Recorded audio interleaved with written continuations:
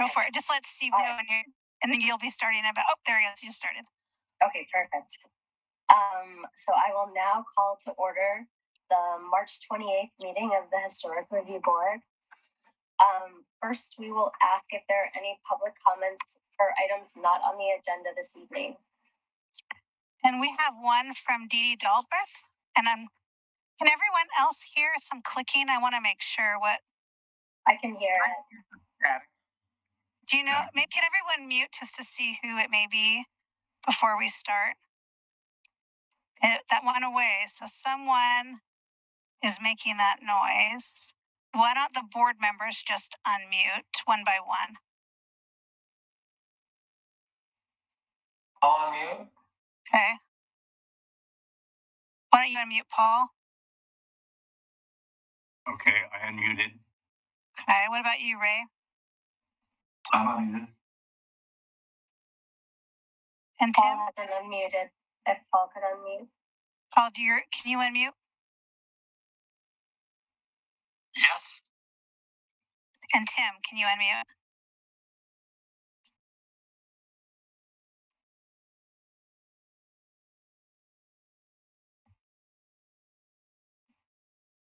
Can you unmute yours this time, Tim?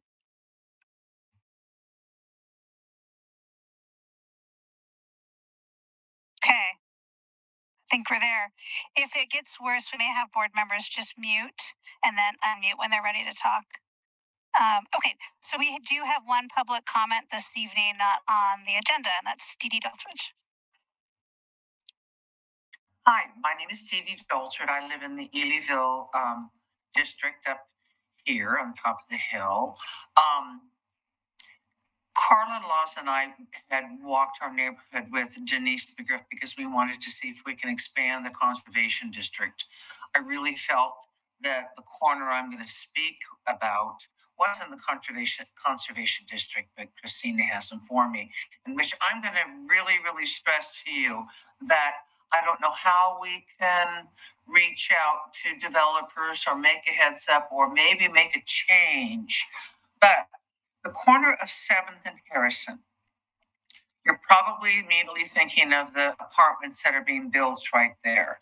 I'm not speaking of those because the stones I'm going to refer to, they seem to be stones that go back to the CCC. They're the same stones that are the same stones that built the walls, the stairs and stuff.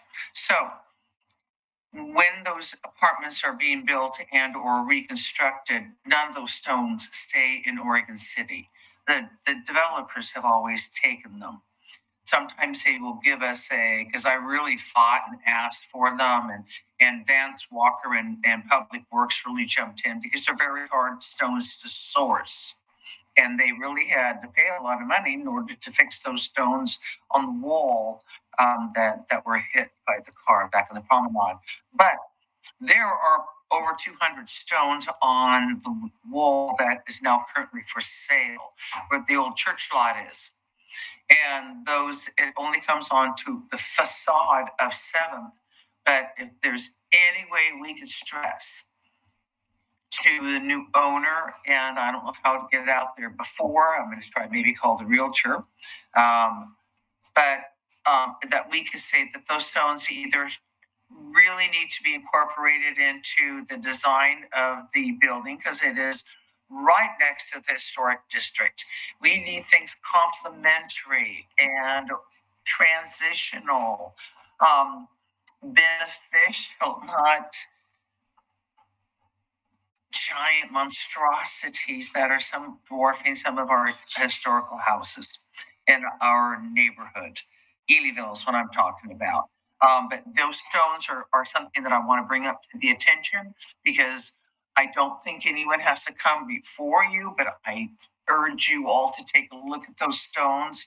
They're those are OC history. That's Elyville.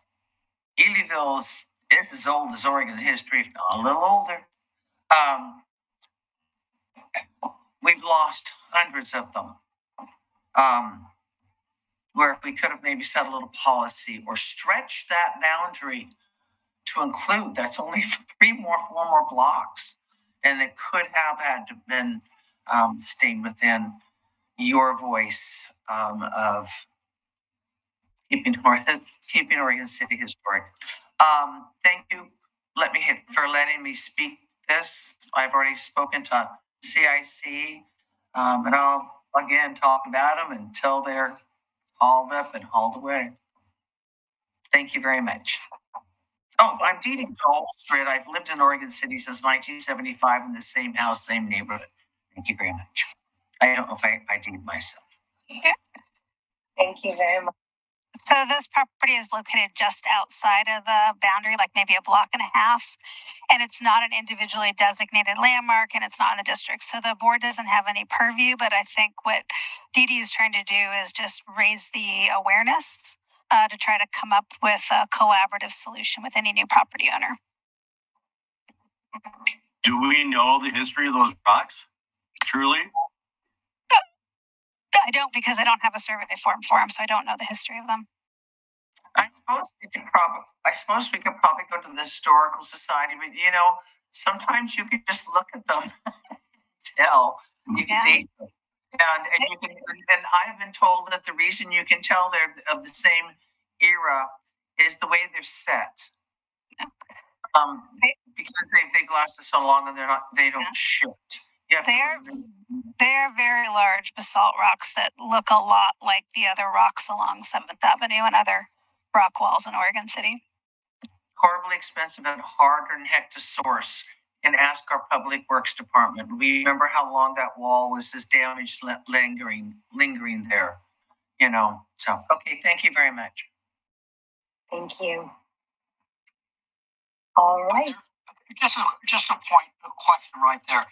Is there any way that an effort could be made to acquire those stones and maybe store them at the Public Works? Maybe it's part of a effort by historic review and by grants and in the city of Oregon City. But I agree with what these should not be sold out of Oregon City. Well, the board doesn't have access to money, but if there's some, anything like that, conversation about purchasing property or spending funds would be a city commission decision. So that may be, Not only that, but you'd also have to build a foundation, because that's holding that all that soil back. So that's an engineering issue, and that could be a pretty expensive operation. Well, I agree, keeping the rocks local is great. I mean, it's just that will be an interesting challenge. If the developers are not going to use them in their design, they're going to build their own wall. That's exactly what they did at the 7th and Harrison. They just removed it, flattened it, and built their foundations and built it to street edge. So they took those stones to their private home. It's it's sad. I really fought for and thought, and Public Works wants them. They have the space in their yard to store them. All right, thank you so much. So the first item on our let me read our are we getting into the pub? I'm so sorry. No, well, it's okay. Yeah, we're doing the grant first, and then that's right. Okay, I'm sorry. I apologize. I got a little confused there. Yeah, so we have one preservation grant on our agenda tonight. Yeah. It is PG 23-02. It is at 812 John Adams. It's for tile repair / replacement on the Elizabeth Clark house. And do you have a staff report on this? I do. I'm going to give a brief overview before I share my screen. So the Elizabeth Clark house is one of my favorite houses in Oregon City, and I think many of you are very fond of it. About 10 years ago, the previous owner worked with myself because the clay tiles had kind of come to the end of their life, a lot of them. And we worked with the State Historic Preservation Office for a compatible alternate material. And so a lot of the tiles you see on the main roof right now were an approved alternate material, not a replacement of the clay tile. What the applicant is this evening is they have some clay tile that wasn't replaced 10 years ago on the back kind of covered porch that's integrated into the design of the house. And the grant is for that because the grant wouldn't pay for the new material, but they have enough of the older clay tiles that they think they can transfer to the garage and kind of add the good clay tiles to the garage to keep the garage all clay tiles. And so that's what they're asking for the grant for. And so it's really the allowance of, in a sense, the harvesting of any available clay tiles on the rear of the porch with the replacement and add them to the detached garage you can see from 8th Street. And because it's all part of it's a very specialized firm that does this work. Staff thought it was reasonable not to require 2 bids because there's very few people who would be doing this tile work. But what the big condition I have is the applicant still needs to lay out a revised bid just to break out and show the cost of the work to take out the good clay tiles and then add them to the garage separate from the larger contract. And as far as the applicant has said, that little piece is still well over $2,000. So the $1,000 grant would be eligible, but they need to show their work. And so any approval this evening would be 50-50 up to $1,000 subject to the revised breakout bid. So I can open up the staff report if you have any questions, and the applicant is here this evening. Great. I have a question. Excuse me, Sabrina. The tile that's on the garage right now, is that the old clay or has that been replaced? I'm going to answer and I'll have the applicant confirm, but that is the old clay as far as I know. Oh, wow. They did a good job matching it. I have to say that. Mm-hmm. We worked really hard with the owners in the last time to really find one that was could really have a next new life. Great. Well, I'd love to hear from the property owner if you'd like to speak. So you have to unmute yourself. Good. There we go. There you go. Thank you. Well, thanks, board and chair, for the opportunity to expand on it. Christina laid it out great. She just read all my notes. So that is the objective, is to preserve the look of the garage, which currently, if you walk up the hill up 8th, it is 95% original tiles. And it's the main part of the house that was replaced in 2012 with the new backup and then replacing tiles on top.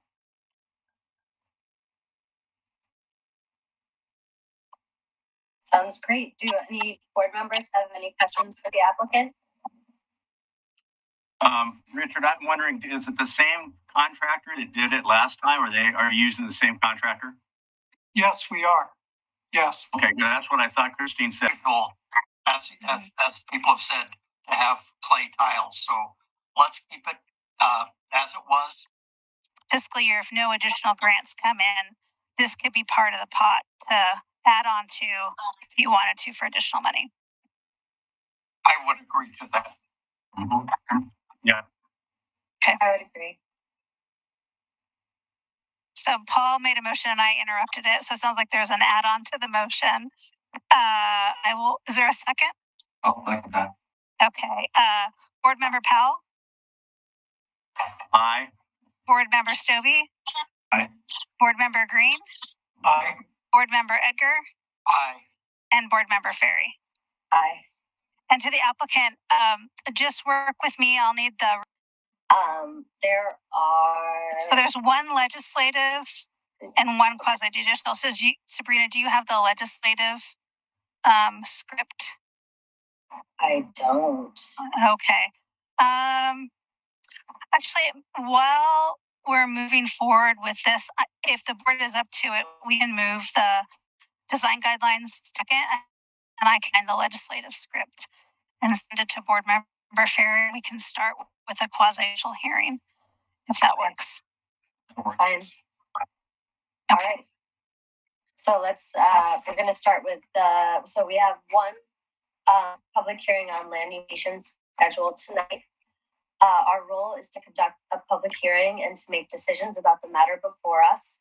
In making those decisions, we must apply the applicable codes and laws and cannot vary from or change those laws or codes. Members of the Historic Review Board are to be unbiased. Before the start of the hearing, I will ask the board members whether they have any potential conflicts, such as family, financial, or business relationships with any of the applicants or with regard to the land in question. I will also ask whether any of the board members have discussed the application in question with any or have independent knowledge of relevant facts, such as from a visit to the site. Any member of the audience may question any board member about their decisions. A staff report has been prepared for each application and has been made available to the public 7 days before the public hearing. The staff report identifies the approval criteria that applied in each applicant's proposal.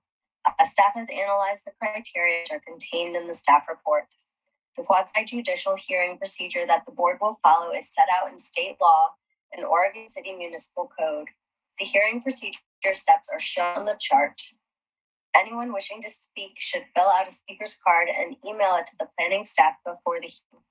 Speakers will proceed in the order in which their card is received. You should fill out your address on the card so the city will notify you of its final decision. For the public record, please begin all testimony stating your city of residence. Testimony and evidence should be directed toward the applicable approval criteria. If you believe other criteria apply in addition to those addressed in the staff report, identify and discuss those criteria and explain how and why you believe they apply to the under consideration. Any person may submit written material while the public record is open on each application. Any written materials received by the city staff during the time period in which the record is open will be placed in the record. Written materials submitted during the public hearing must be presented to the city staff in order to become part of the record. If a person intends for PowerPoint presentations, reports, pictures, or other exhibits used in their oral testimony to be placed in the record, copies must be submitted to city staff while the record is open. If they are not given to staff, they will not be included in the record. Any person wishing a continuance to present additional evidence and testimony or to keep the record open to respond to new evidence must make that request before the public testimony portion of the hearing is closed. If the Historic Review Board makes a decision with which you disagree, any issue that you may wish to appeal must have been raised on the record for the consideration of the City Commission or the Land Use Board of Appeals or both. Raising the issue on the record with sufficient detail and accompanied by statements or evidence that the city and all parties can respond to the issue will not be deemed applicable to the City Commission or State Land Use Board of Appeals. In addition, the failure of an applicant, constitutional or other issues relating to proposed conditions of approval was sufficient to allow the local government or its designee to respond to the issue precludes an action for damages in circuit court. So we will now open the record for Oregon City file number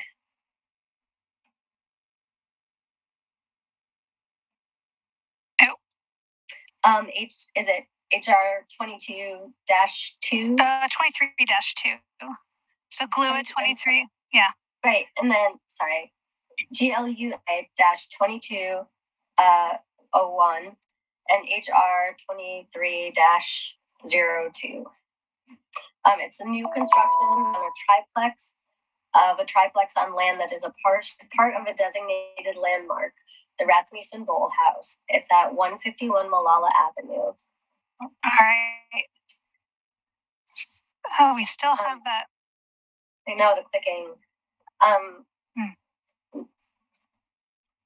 I will now ask each board member if they have had any ex parte contacts, conflicts of interest, bias, or any other statements to declare, if they have made a site visit, or if they have noted any material information. So, board member Stobie. I have visited the site, no material info to add, no conflicts of interest, and no ex parte contact. Board member Kerr. I have visited the site. I have no ex parte or conflicts of interest in this hearing. Board member Green. I have visited the site and no ex parte contact or conflicts to declare. Okay. Board member Powell.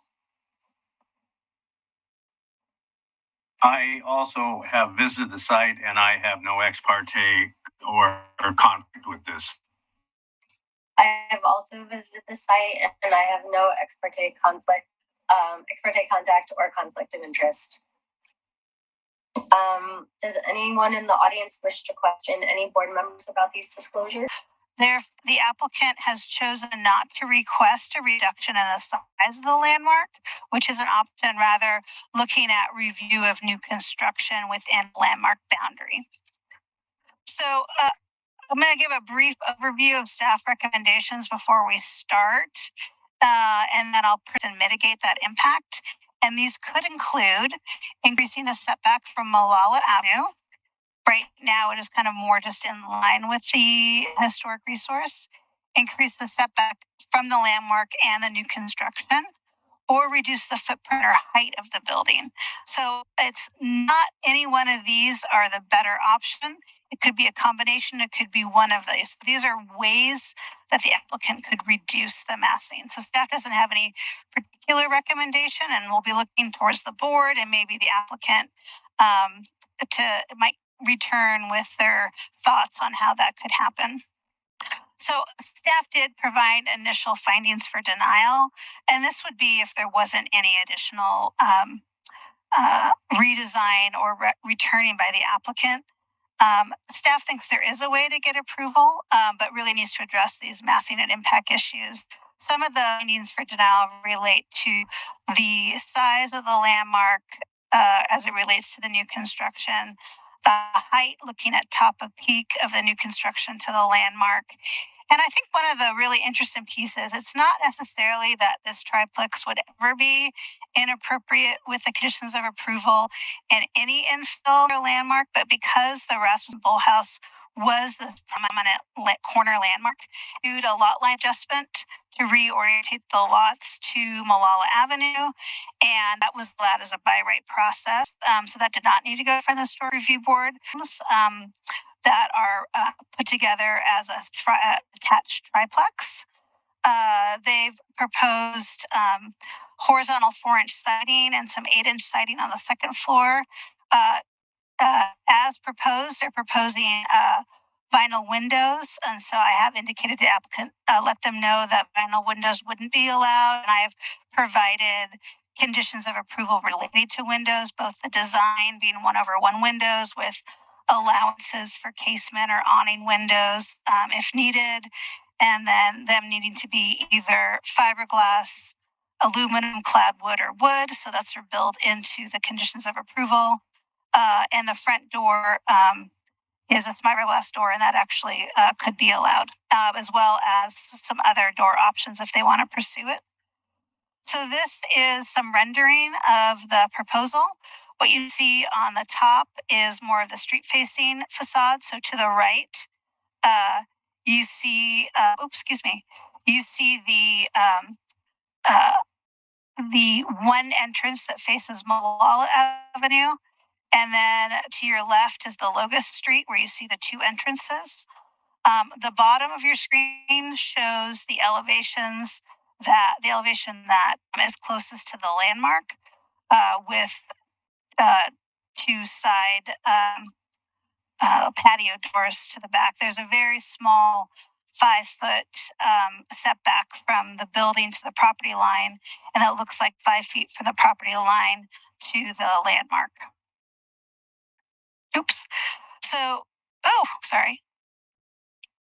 Oh, this did get deleted. I apologize. So here is the site plan, Molalla Avenue and Locust. So you'll see the layout with one garage facing Molalla Avenue and the two units 1 and 2 facing Locust Street. The proposal is to demolish the one-car garage and provide 2 off-street parking spaces. With our new code revisions that were mandated by the state of Oregon starting January 1 through climate-friendly, equitable communities, is within a half mile of a frequent transit line for no off-street parking actually is required. So the applicant is providing 2 spaces above and beyond what would be required, which is 0 in this location. And you can see to the rear, this is the property line showing about a 5-foot setback. Here is a rendering showing the relationship of the new construction to the historic house. The applicant has done a good job in setting the new construction back to follow the same line as the historic resource. So in that sense, they have done a fair amount of design work in order to reduce and preserve some of that view. Though the board really needs to look at, is this enough? And could there be other mitigating design a direction you can give them to reduce the massing and impact? This provides a elevation that shows the height. And so you'll see these are 10-12 roof pitches, which the roof pitch actually does a good job in being compatible with the historic landmark. This is a full 2-story rather than a 1.5-story. And for the most part, the only architecture style in our designs for new construction that support 2-story versus 1.5-story design is Queen Anne. That would not be an appropriate design choice for this area. And so really the applicant is looking at vernacular or a bungalow design or a combination, which seems for the landmark, which itself is a little bit of a hybrid between both. And really is with the 2-story massing and the 3 units, is there a way to further reduce the impact to the landmark and meet the design guidelines? Staff has provided conditions of approval relating to windows and siding and doors and lighting once the massing and setback questions are answered. So I'm available to answer questions the board may have, but these conditions wouldn't move forward until the board has made findings to support any revised design or disagree with staff and indicate that the building as presented is adequate and the setback from Molalla Avenue does preserve the view corridor to the landmark. So that's something the board could choose to do. So you have some options this evening. One option, you could approve the proposal with conditions that I provided in my presentation and the staff report, and then provide staff with supplemental findings. Those could include that there is adequate site distance based on the proposed setback to maintain the view corridor of the landmark, if that's something you wanted to do. The second would be to deny the proposals with the findings found in the staff report. I kind of referenced those on one of the slides at the beginning. And then finally, continue the hearing to a date certain, request design modifications and a 120-day deadline commensurate with the meeting date. And so therefore, if the applicant continued it to the May meeting, they provide an additional 30 days. There will be no June meeting because of staffing, so the next meeting is July. So if the applicant wants to continue to the July meeting, they would provide the adequate 120 waiver. So I am going to stop sharing for the moment, available to answer any questions before the board came. I think the one additional thing I want to add into the record this evening, I am adding into record both the pre-application conferences in 21 and to the record. And so those are the items to additionally be added to the record this evening.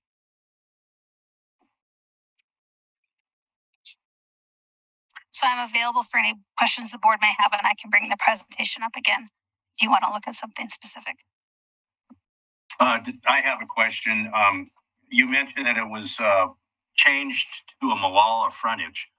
Does having a Molalla frontage require all three entrances to be on Molalla as a frontage? No. Let me show you. I'm going to open up the staff report. 1 second. Let me get to the staff report. And I will share my screen and show what they did. Okay, so 1 second, let me share my screen.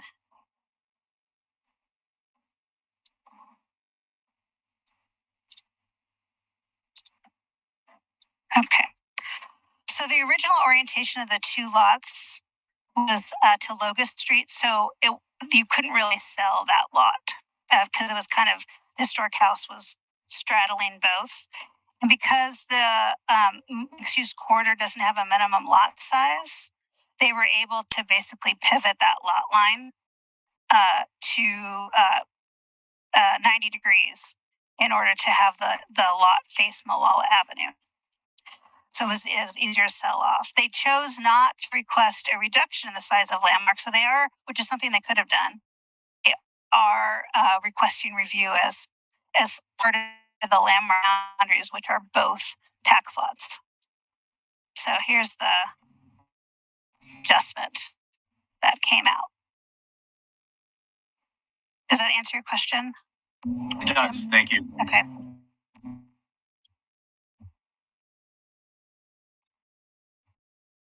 So I have a question, and that is relative now to the middle housing guidelines. This, of course, application came in prior to that, and as I understand, is a permitted use as far as the multi-housing aspect of it. This application came in before it, so you can't rely on any of the design guidelines for middle housing for any denial. It's a great resource for the applicant, but you can't use that for any authority. So you need to revert back to our existing design standards for new construction, especially as it relates to new construction with landmarks.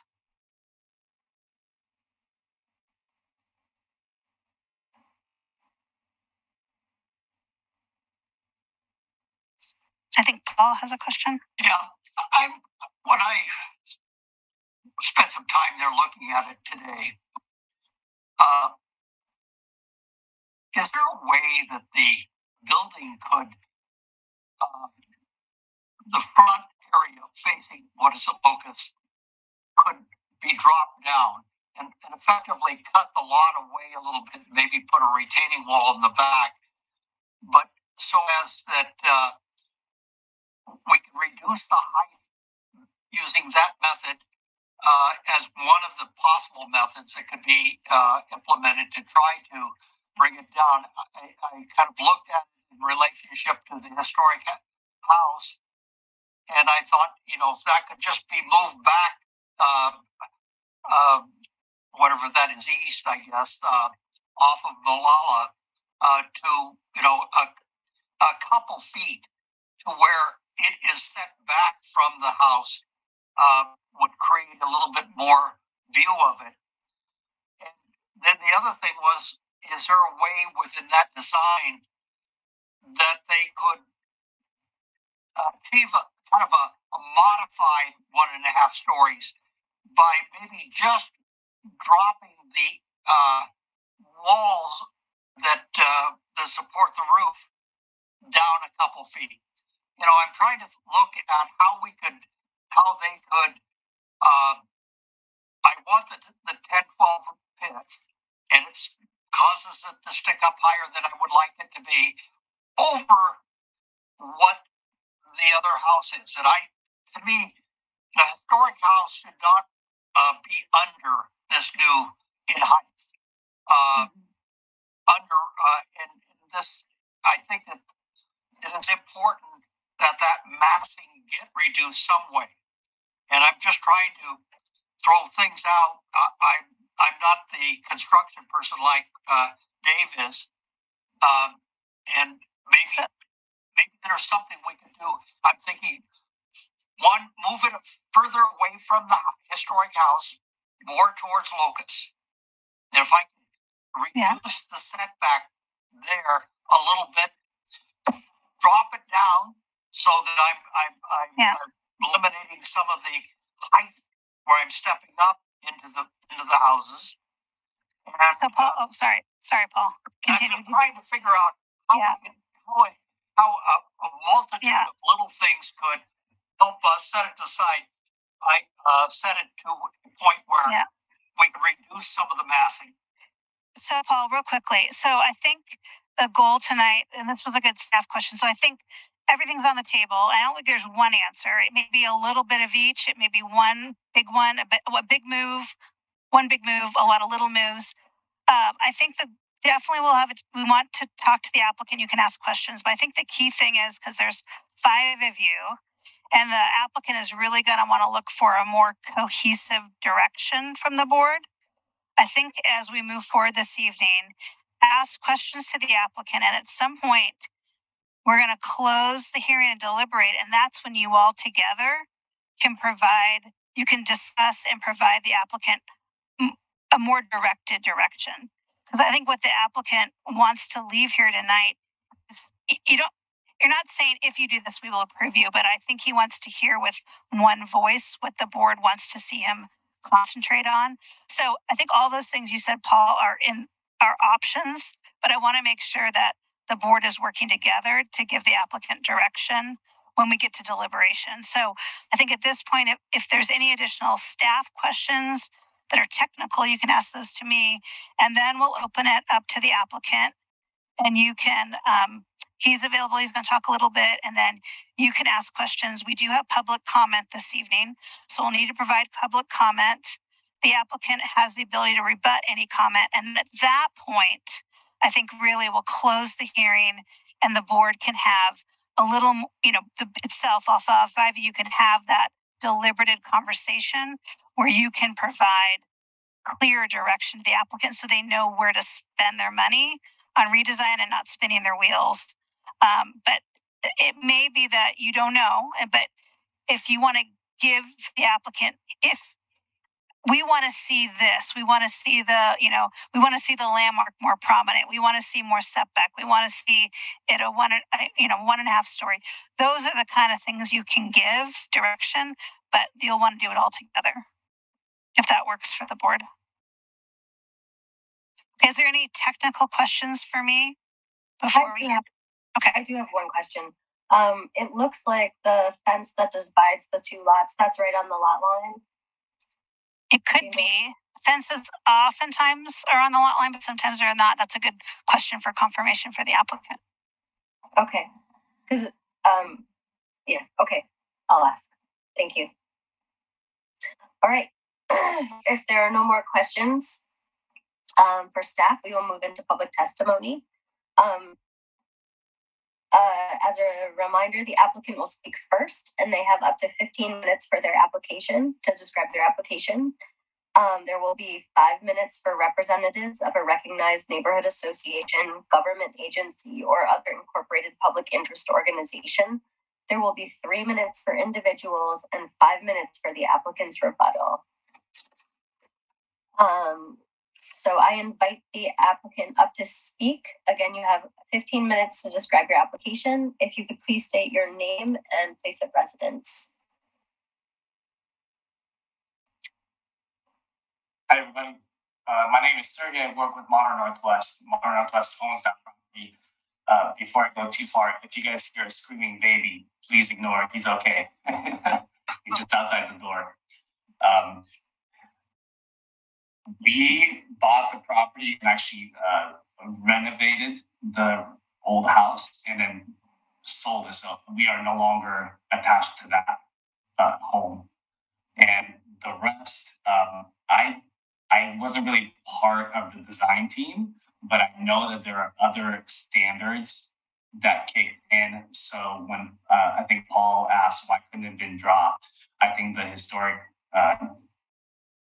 criteria has things like, it has to be 3 feet off the ground, it has to have a porch, certain dimensions. So we looked at all all the standards and try to accomplish as many as we could. So yes, while we could drop it and have a much smaller massing, then we wouldn't really satisfy the other conditions. So one of my questions would be, would the historic board be willing to work with us on some of those? Because we can accomplish one thing, but then it would need some leeway in other things. And I think that came up during the pre-app, where one department was telling us this, but then somebody else was saying, well, but that actually doesn't work with us.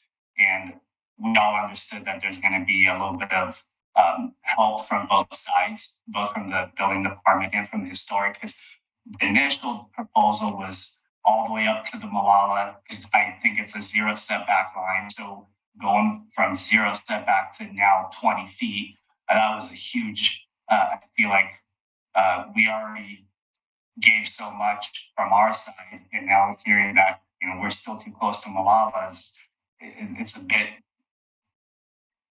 like now it doesn't really match what we were told during the pre-app, or the footprint got much smaller. And again, it seems like we're still so far away from getting approval. So I feel like I want to know if some of these standards we can work and see if one person or one department is not satisfied. Is there maybe can we apply for some kind of variance? That's really all I have today.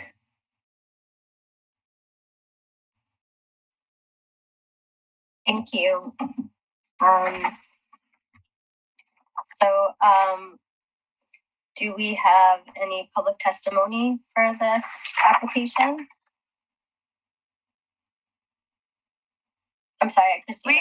We do. We have 2 people that have turned in. Both Carla Laws and Dee Dee Dalthridge have turned in. And I don't know who Stephen Kogan is. Are you here for the application at hand to make public comment?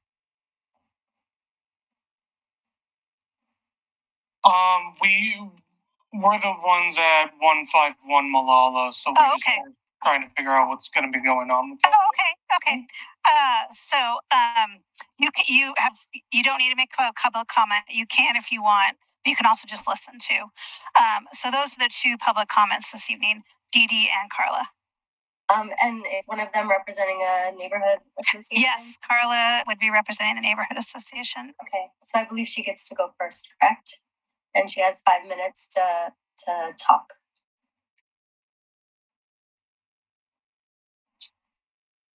Oh, we can't hear you, Carla, for some reason. Maybe your volume is down, even though you're muted. You're unmuted.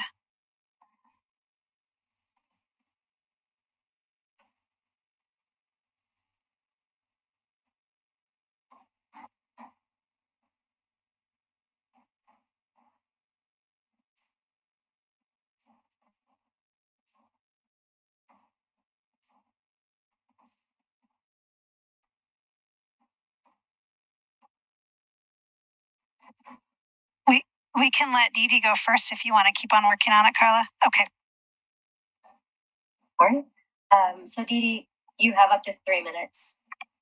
I'll be very brief. I'm going to be speaking. Carla has done the researching and was going to be the lead. I'm following up because there's always break apart, and we have seen it several times in Elyville where apartments that are being built around historic homes that registered. There's no criteria and no design. We need to at least save this beautiful historic home and not have it overshadowed. The applicant does know how wonderful that old home is because he refurbished it. And now it would be due honor to that space to have the X. Don't overpower it. Thank goodness there's at least 2 parking places, but that 5 foot in the back, that's their garbage cans. There's no room to put garbage cans anywhere with these new footprints. There's no green spaces and no communal areas. So there's no real sense of neighborhood and or neighbor to each other. They're just going to go outside that back little 5 foot, dump their garbage on there because that's the only thing they can fit in there is their garbage and recycle. And that's what that beautiful historic bay window is going to look directly at. It's very sad. I'd like to be able to say if there's no houses, cars available. This is a very tall, large townhouse with multiple bedrooms. That means usually children, and there's usually more than one car when you have children. But if they're going to only at least have one car, do they offer any storage places for where parents can transport their children by electric bicycles? So is there any secured storage area for those area? Again, things like where you put your garbage and recycle, that doesn't it just be in your only free little out space that you're going to say is my patio, and or it's going to get dumped right on Locust little planting strip or Molalla's planting strip. It's right up to the edge. So I would stress the reduction of mass. I would stress the setbacks and keeping the character. I'd love to have seen business on the bottom level. That's something that Molalla has said that they were going to do with any new construction, have business on the bottom level and housing up on top or the back, around, but there's no business aspect to that. And most likely the little historical house will most likely be a business it has in the past. I hope Carla's got herself her area. Let me see if I think I've spoken on everything.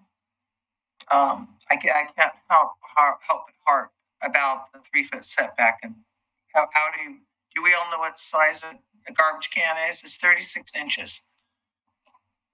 Where are you going to put the ones next to it? Where are you going to put your recycle? Where's your neighbor going to put theirs? They're stumbling up that over at the house on Myrtle that completely dwarfed 3 historical homes. They're not registered, but dwarfed those 3 historical homes. They're already encroaching on their neighbors because there's not a fence. And we call them the skunk apartments. They're literally look like Pepe Le Pew. You'll see it on the parking lot back behind the old WB and or the new Wild West. So, okay, thank you very much. I'm sure I've used my 3 minutes. Thank you. Thank you very much for all of your services, everyone, because this is a hard board. Thank you. Carla, are you ready? Yes. Can you hear me fine? Mm-hmm. Can you hear me? Yes. My name's Carla. I live in Oregon City, very close to this property on Roosevelt Street. I'm also the chair of Elyville Neighborhood Association, formerly known as Barclay Hills. So I will introduce, basically you guys got all my testimony in terms of what the neighborhood had to say. Obviously the concerns have been brought up about the setback, sighting, obviously the pitch of the roof, the windows, the front door.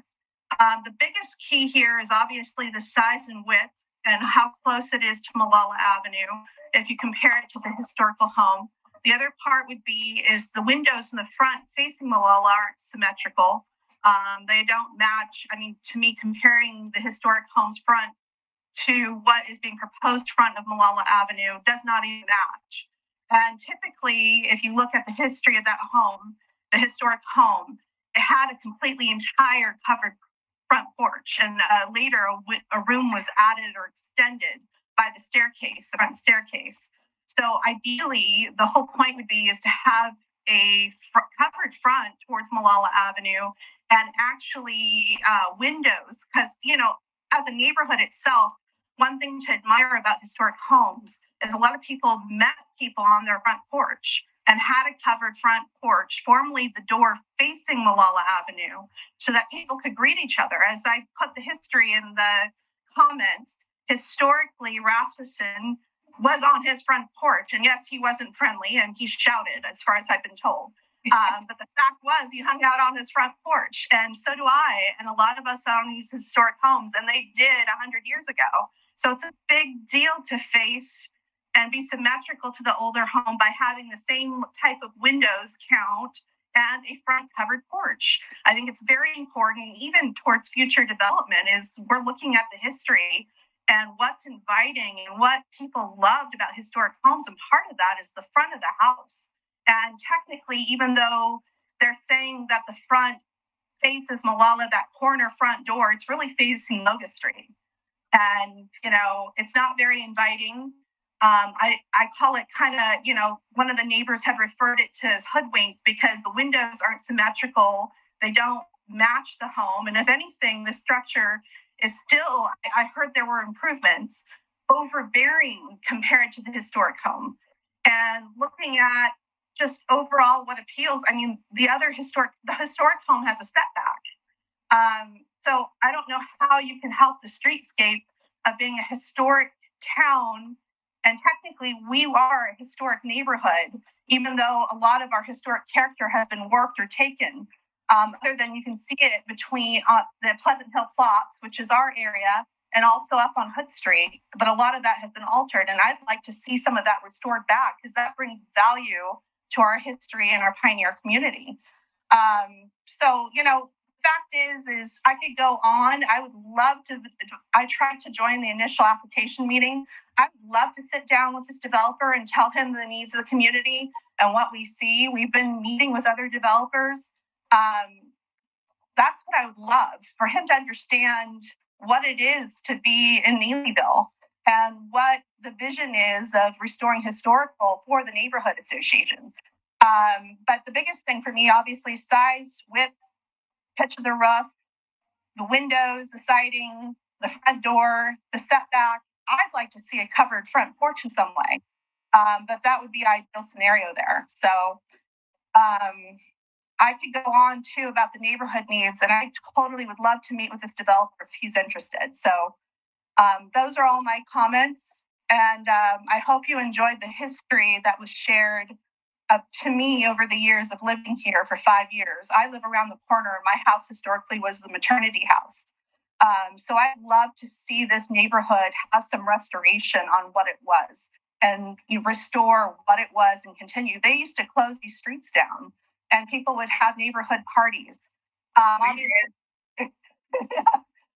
I'd like to see that again. Dee Dee, am I missing anything that I didn't mention in that? I don't want to sit there and go into all the details, but when we spoke about this at our neighborhood meeting, we really welcome developers to our neighborhood association, and because we really have concerns, but we're really friendly. And we tell you what we want, but what happens is that we have to come in with daggers going because atrocities like the skunk place come in and or they flip flop as soon as they get approval, like they did up in the homes, and we are trying to develop a community here, and we are a community. We don't want to see our area depreciated already from what has happened over the years, because if you look at the history, we became, empty lots and shopping strips that don't even mean anything to Elyville. And the whole point is to restore some of that back. So we're asking you as the Historic Review Board to really, I appreciate everything you do and the time and effort that you're doing. And I'm not against this development from obviously happening. I have a lot of concerns. I would love to see the history restored as much as possible, or try to at least duplicate that somewhat in this development as much as possible. So anyways, am I missing anything else, Dee Dee? No, I can't think of anything, but he could set the example. And if he does, we will rally behind him to buy more lots in our neighborhood. Right. Because we have some really significant lots that should not be just. I ideally, like long term, in 2019, the city commission had decided to make, like Dee Dee said, commercial on bottom, residential on top. That's not happening. We'd love to see that happen. That's not happening with this, obviously. But I'd love to see something restored. I could even share with him the findings we have on Elyville and what geographical location it was and what it meant to the community before it was absorbed by Oregon City by 1910.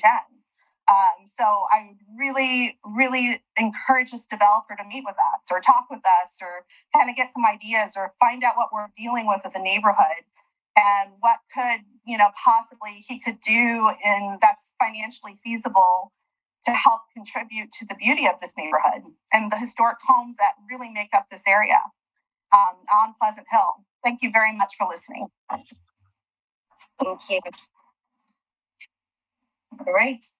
So the applicant has, I believe, 5 minutes for rebuttal. If you have anything you'd like to talk about, if you'd like to rebut any of the comments made.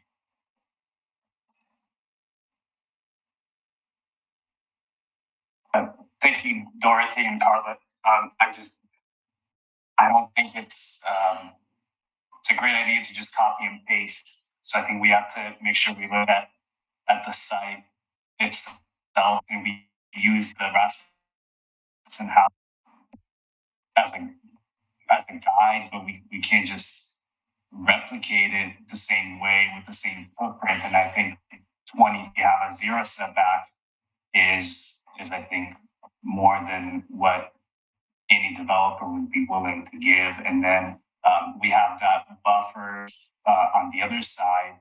So if we give 20 here, 20 from the existing house, and then 20 from the road as the transportation wanted, we're left with a 20 by 20 building footprint. That's also not really realistic. So if we want to reduce the massing, would it be then allowed to have a bigger footprint? Like, can we reduce the footprint but go taller? I think something like that, we're definitely willing to work, but we can't just take the plans of the Rasmussen and rebuild it. I think that's even disrespectful to the existing home. I think it wants to be there, and we obviously don't want to overpower it.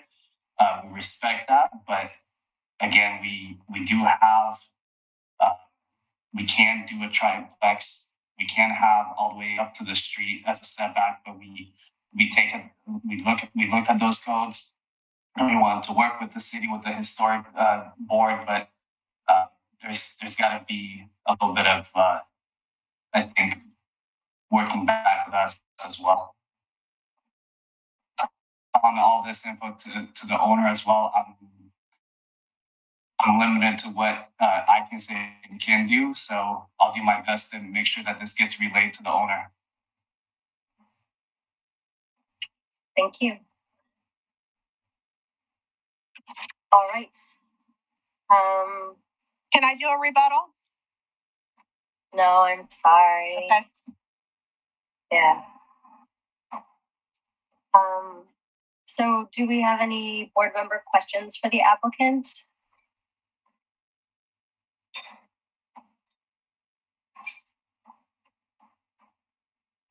I guess I'll start with my question, which was, do you know if that fence is actually sitting on the property line, the one that's dividing the two lots? Yes, it is. It's 5 feet from the existing foundation, which I believe that's the required setback for the rear of that house. So the fence is on the property line.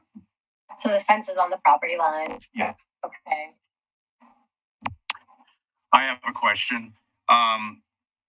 Had you considered a 1.5 story look as opposed to the 2-story look in your planning at all?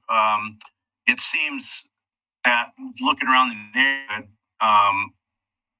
the bulk of the homes are 1 story or 1.5 story. And to really fit in a historic neighborhood, you really try to focus on the neighborhood and how that's going to fit in. Obviously, massing with a 2-story is it's just too much. It's just too much. I'm just wondering if you've looked at that or have any additional, if you have any plans that you had previously looked at to address. honestly, the initial proposed structure was a 3-story. So when we got a different designer and went down to 2, we thought we'd already did our job and the height significantly. So we did not consider that, and I think we're open to the idea. If it works out and we can get a trust company to work with the design and helping us get still the square footage that we want inside the units, we'd be open to that. We just thought, like, why go to 1.5, reducing from 3 to 2, because that was kind of the idea during the pre-app. They said, well, maybe if you could reduce it, it would be open. That's why we went with 2. Okay. And it's the, foot ceilings in the second floor. So, it's you've got a lot of room up there. So that's fine. Thank you for your. I would like to make a comment. Go ahead, Paul. I thought that Carla made a point in looking at the imagery from the front of the building and seeing how the slope of the lot going uphill, going up Molalla, if in fact there was a porch that kind of extended across the front, that even though the building, in my mind, is there any reason why it couldn't be set back maybe a couple feet further from Molalla to where it, how close is it to the back property line, or once the garage is taken out, as to how much space is there on that end of the building? So on the site plan, I'm seeing that we are 19 feet 10 inches, so basically 20 feet from Molalla. On the other side, we have to have a 20-foot setback because it's a different zone, so we have to have this 20-foot buffer.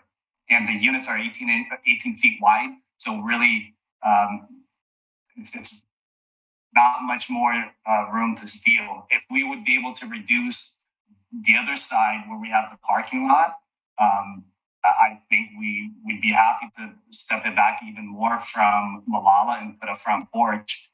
But I don't know how they're gonna, if that would be allowed. If in that mindset, if there was a kind of we got a waiver or to allow you to go back away from Molalla, going that way east, and you could drop the building down a little bit so that that you actually, whatever you need for crawl space underneath it is set down, but the front of the building needs to have some more symmetrical view, more historical view, and I think that we're missing something there. The balance and what represents historic designs as I look at it.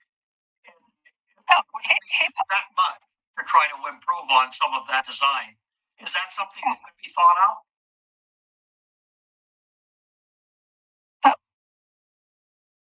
I got distracted. I'm not sure what the question is. I'm just trying to figure out a way that we can change the Molalla view of the building to where it had a porch or something that faced Molalla, and then the windows, there was window placements that that gave it a more symmetrical view of the way the house appears, and that would just go a long way to not degrading or removing some of the historic aspects. Real quickly, Paul, I just want to make sure that this isn't board deliberation and you're asking me to scan. But is there that much design capability?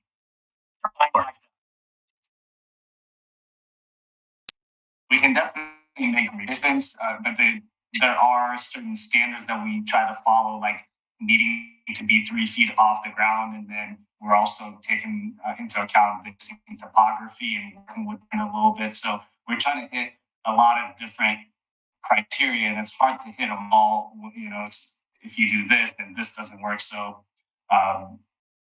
then you have the actual program of the building. We have certain rooms that that need to go and work during some of the window placements, and I'm sure we could do another round and maybe take a look and hit a little more symmetry, a little more inviting facing Molalla. Those are all things we'll look into. Yeah, the windows in the back of the building are have nothing to do with historic windows, and I believe that Christina has talked to you about that already. But the window placement around the buildings and the size and the appearance of what you have in the plan really is needs some significant work. And I think that's something that you should be looking at in anything that comes back to us. All right, Chair Ferry, does any other board member have questions for the applicant before close, or just do board deliberation and close? Yeah, so we will now move into board deliberations if there are no more questions for the applicants. Looks like there are none. So we will go around the board for initial thoughts on the direction we'd like to take here.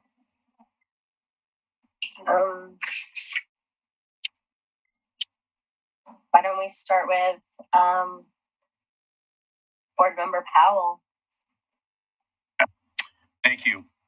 Well, I think a reduction in size to minimize the massing is a must. I believe that could be met, at least in my mind, by making it a 1.5 story and managing the setbacks.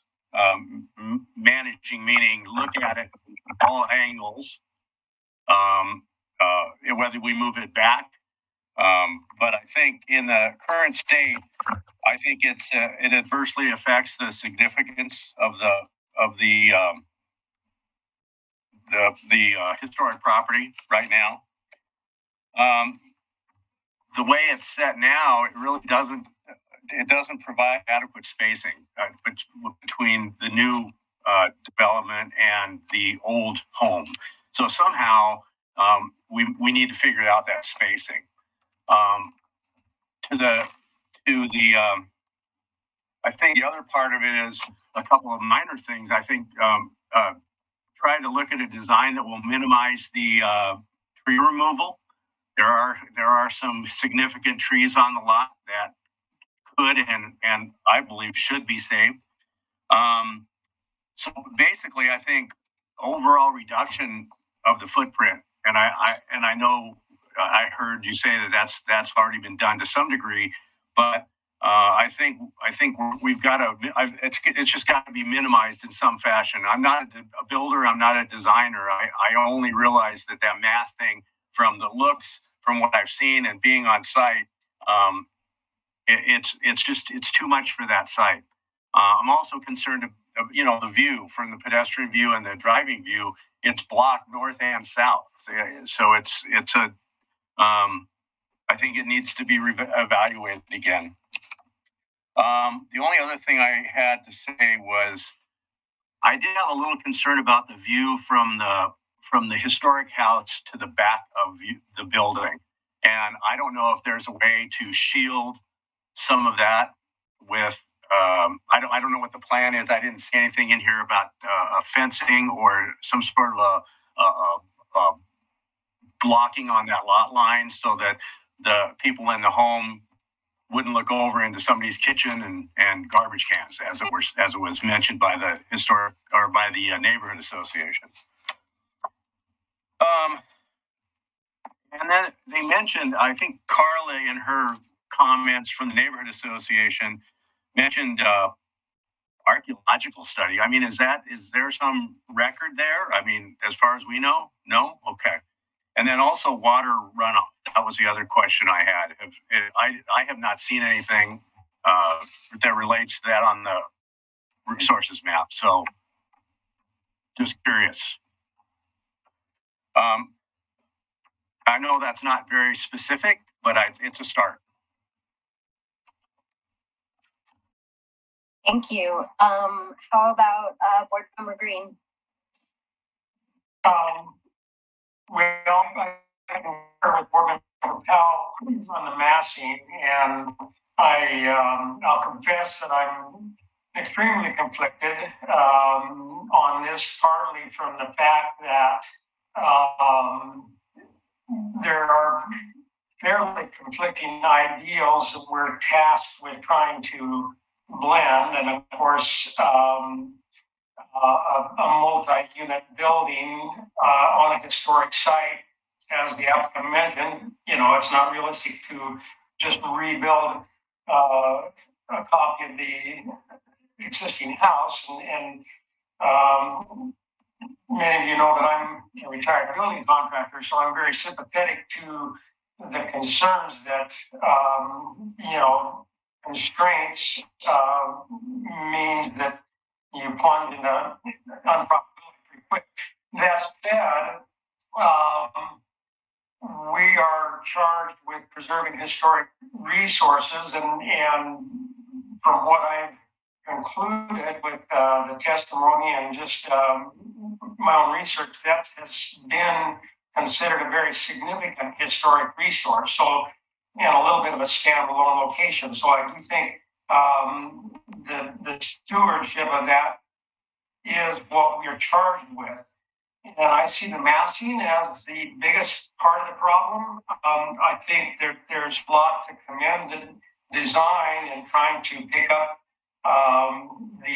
some of the design cues from the existing house. I think there's more that could be done, but I think getting past the massing is the first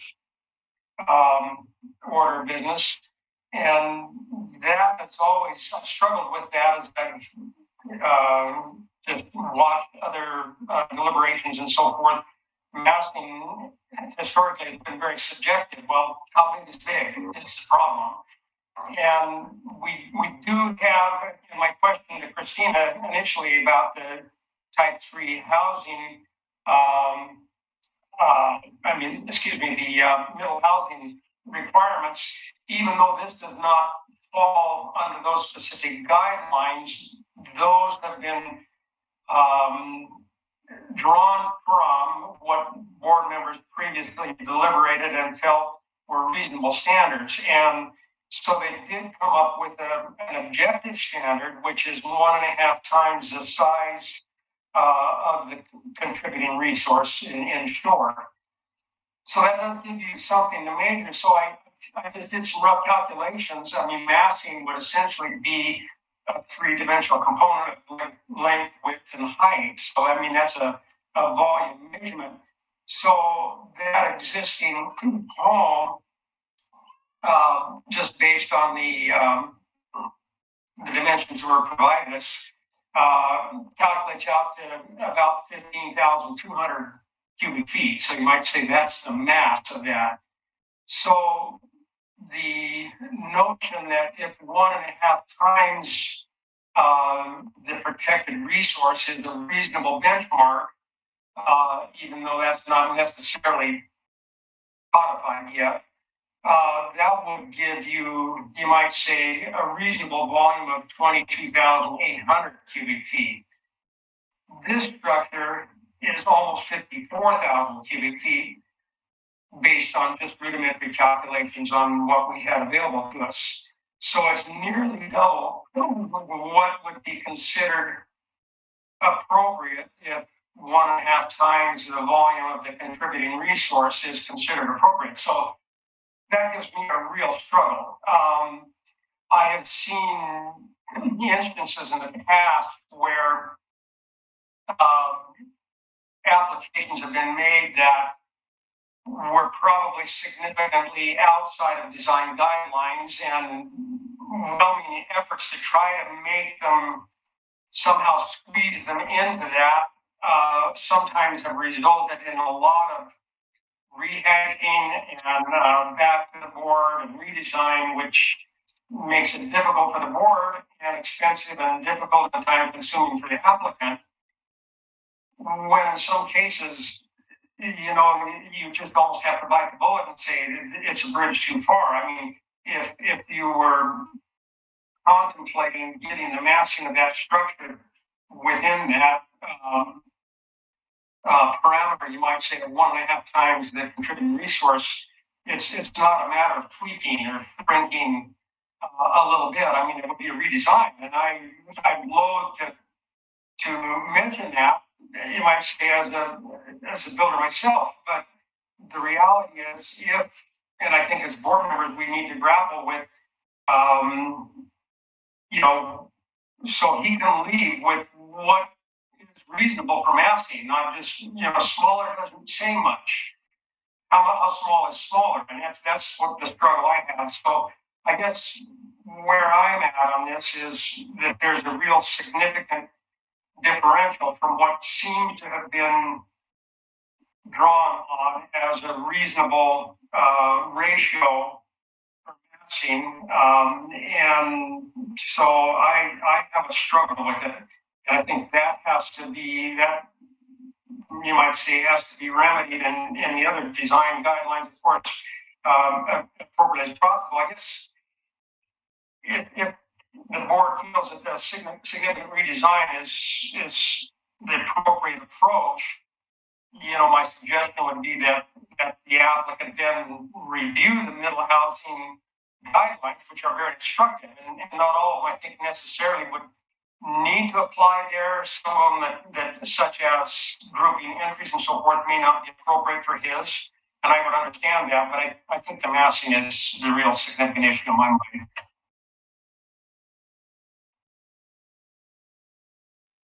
Thank you, Board Member Green. How about Board Member Stobie?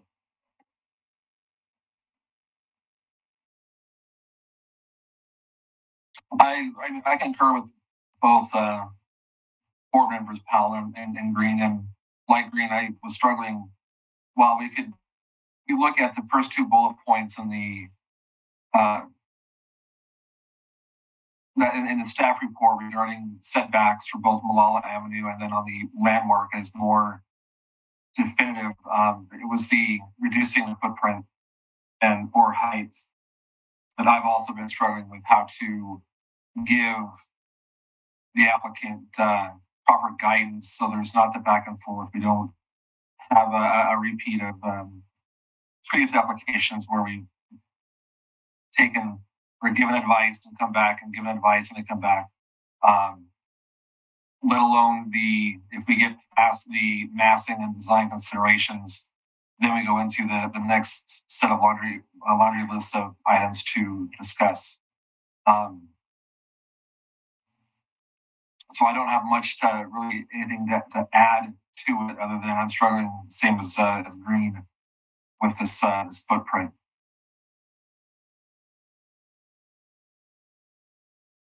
Okay, Board Member Edgar.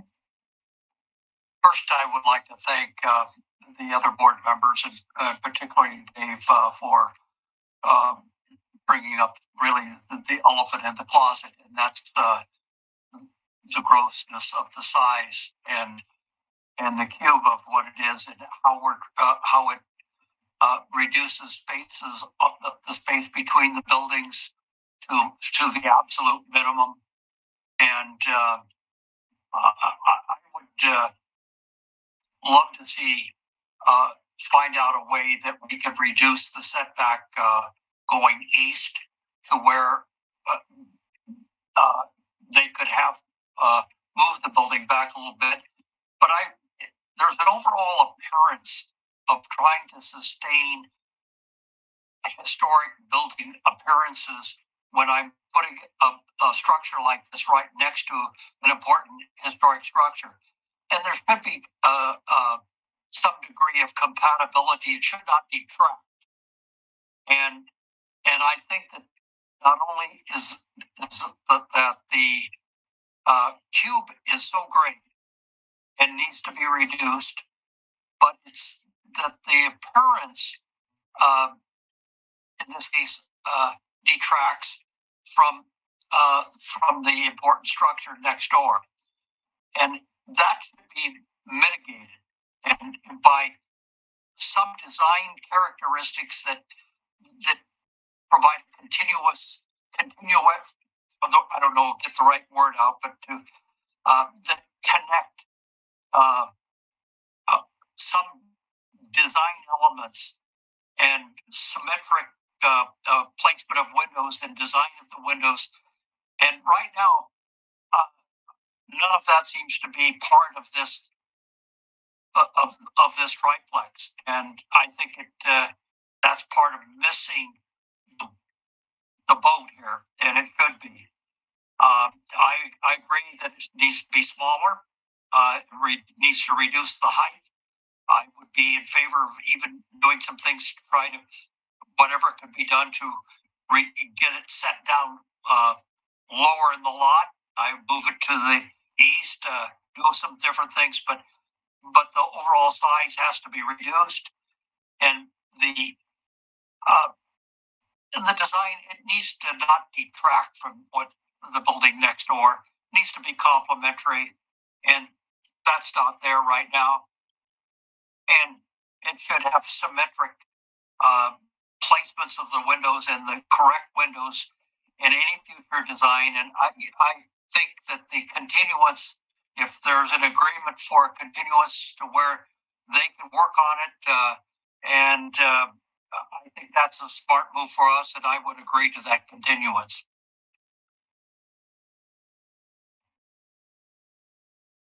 That's all. Thank you. Thank you, Board Member Edgar. I agree with my fellow board members. I wish we had the middle housing guidelines to rely on, but we do have our design guidelines to rely on.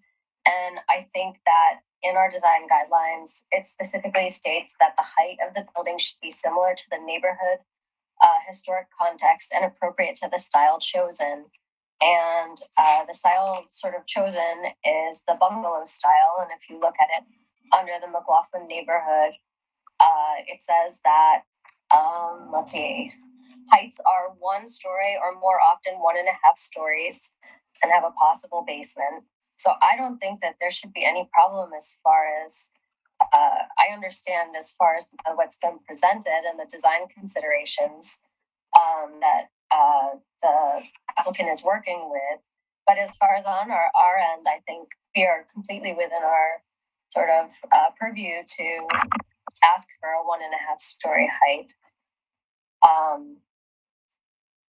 I think that would be a great start. I'd also like just to say that I can see that a lot of effort has been made to really think about the landmark, the resource, the existing house, and a lot of really good moves have been made. I do think that massing along Molalla is it's a little excessive. I think there are things that we could do to break it up and make it less prominent. I think I'd love to see a landscape plan. I'd love to see how some of that massing could be mitigated. I'd love to see 1.5 stories. I'd love to see a consistent siding approach. I know we were talking about massing and height, but just if you could come back with a consistent siding approach, it's all broken up in so many different sort of forms across the building, and we can get into more depth about that. But on the front of the landmark resource, the lower siding goes up to the bottom of the 2nd-story windows, and I think that could do a great deal to sort of reduce the size of that upper portion of that sort of Molalla facing gable. I think that having 1/1 double hung windows is important, and I think that was in the conditions of approval. I I think that keeping that the siding consistent around the building.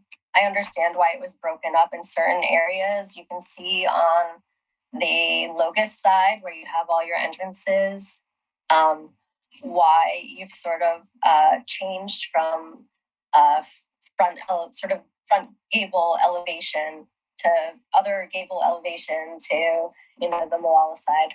But consistency would be great. Bringing brackets around. I know that this is getting into detail, but bringing brackets around to the other gables that don't have brackets. You seem to have them on 2 of the gables, but not on the others.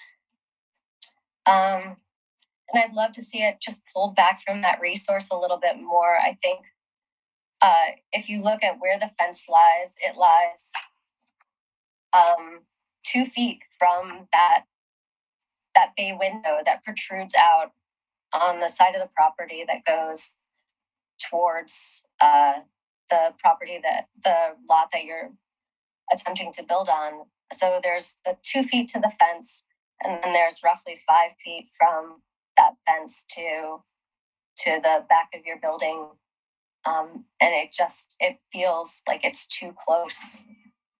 It's just protruding onto. It's kind of just. It's just overpowering the resource.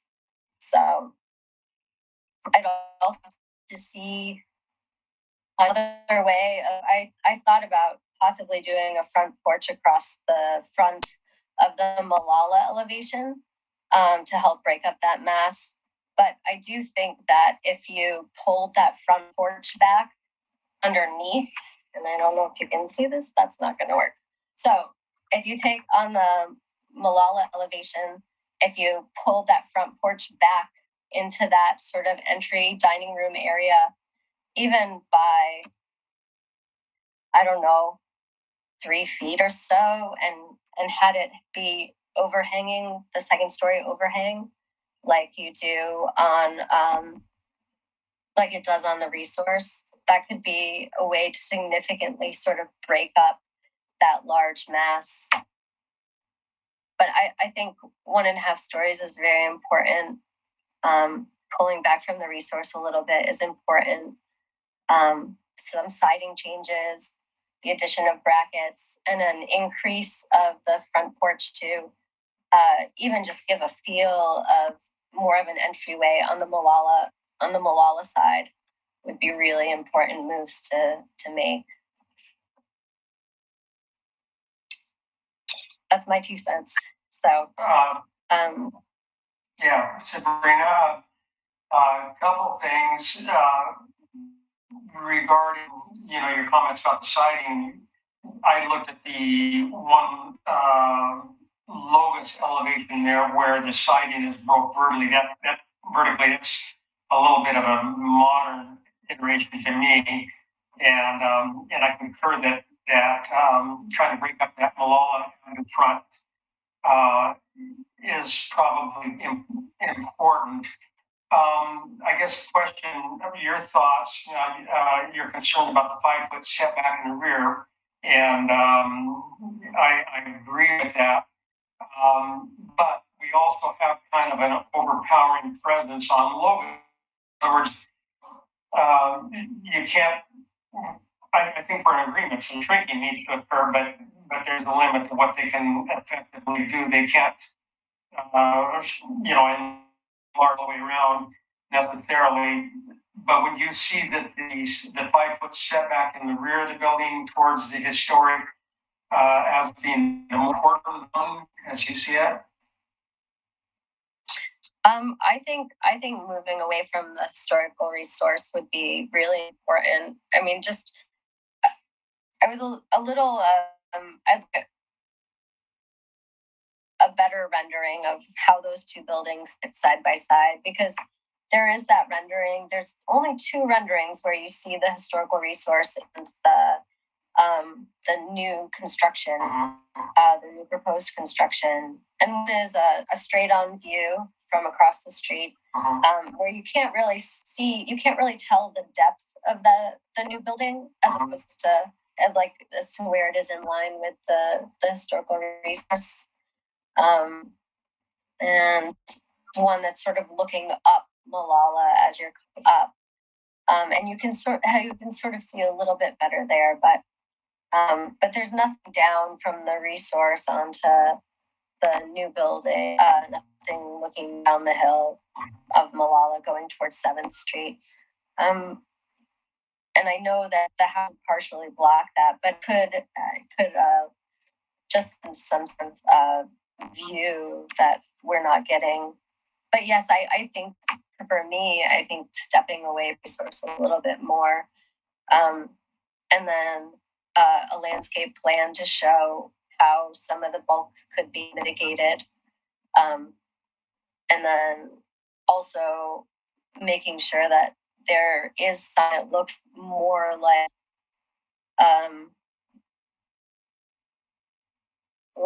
a front to the building, so you're not just looking at the side of a building on such a prominent strip. I mean, because it currently just looks like you're looking at out of a building, and I don't think that's appropriate. I don't even think that fits in with our design guidelines as far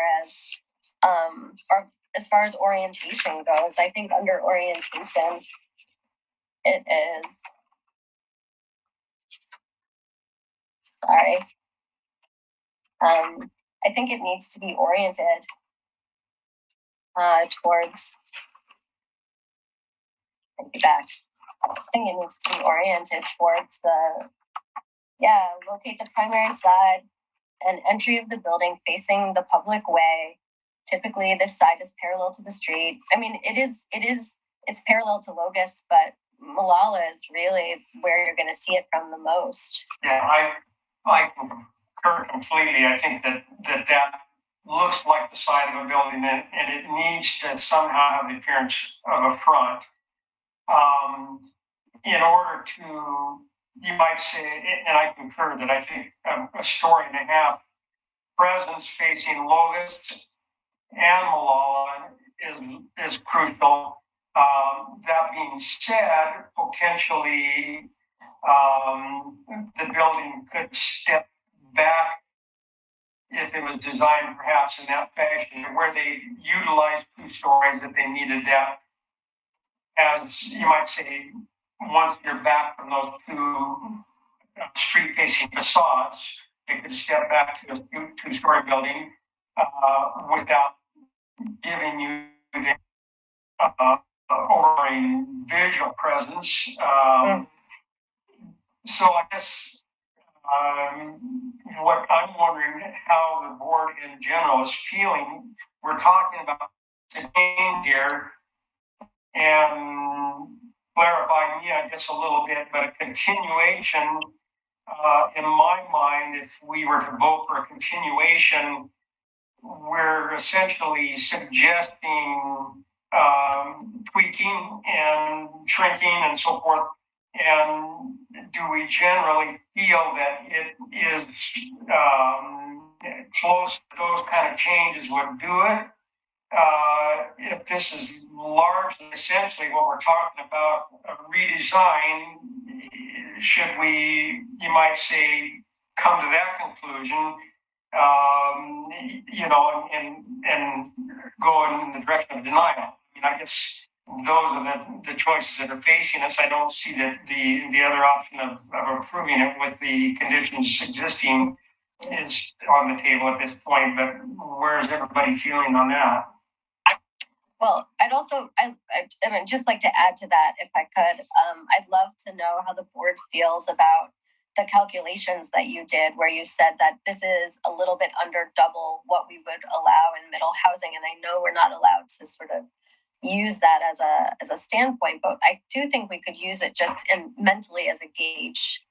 That was where I was coming from. I was sure you might say it's not codified yet and been fully adopted, but my sense was that in the deliberations of establishing what was appropriate for the middle housing guidelines for 2-unit, 3-unit buildings in the historic districts or on historic sites, they arrived at the conclusion you might say of 1.5 times the contributing resource, you might say as a reasonable benchmark. So to me, that tells me that emerges as, you might say, a reasonable standard of equating mass, because it's always troublesome to say, well, it looks too big or it seems too big, but how big is very problematic. When I did those calculations, and they're rudimentary and could be refined, but clearly it's significantly more than, you might say, I assume have been evaluated as a reasonable ratio. And just after those, I calculated basically that the volume of this historic resource is about 15,200 cubic feet. That's figuring half the gable, so that the area of the gable, the wall height, and the depth comes up to about 15,200 feet. So 1.5 times that would be cubic feet. 1.5 times that would be about 22.8 cubic feet. And on this new application, I basically just applied, you might say, half a gable per area over the total width of the building to approximate that area, and then your height and your length, and you come up with I come up with 53,716, almost 54,000 versus 22.8. What would be, you might say, the target if you're looking at 1.5 times the ratio? So it's just significantly more if you look at it in that standpoint. And so I guess the question we need to grapple with, what's the best approach? Is the best approach to basically ask the applicant to take this thing and try to shrink it? I think the reality is that, you can shrink a plan incrementally here and there, but you can't shrink it very much or you throw it away. I think we can all understand that. So I want to be honest with the applicant of what we realistically would expect from him, and whether we're continuation or a denial, and come back with something that more compatible. We would want the applicant to leave with what can he anticipate we would view as compatible. So maybe we could give him might say a target to aim for, not to exceed twice the volume of the existing resource. Keep it to 1.5 story elevations on the 2 streetscapes, street facing the facades, story appropriate windows and so forth. I mean, I guess that's what would be nice, to be able to provide him with a target, whichever route.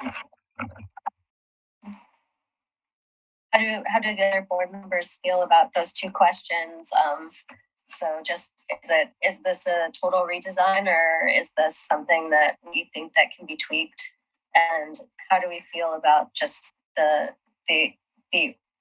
excessive massing versus what we sort of had kind of contemplated as a board and put forth in our middle housing guidelines?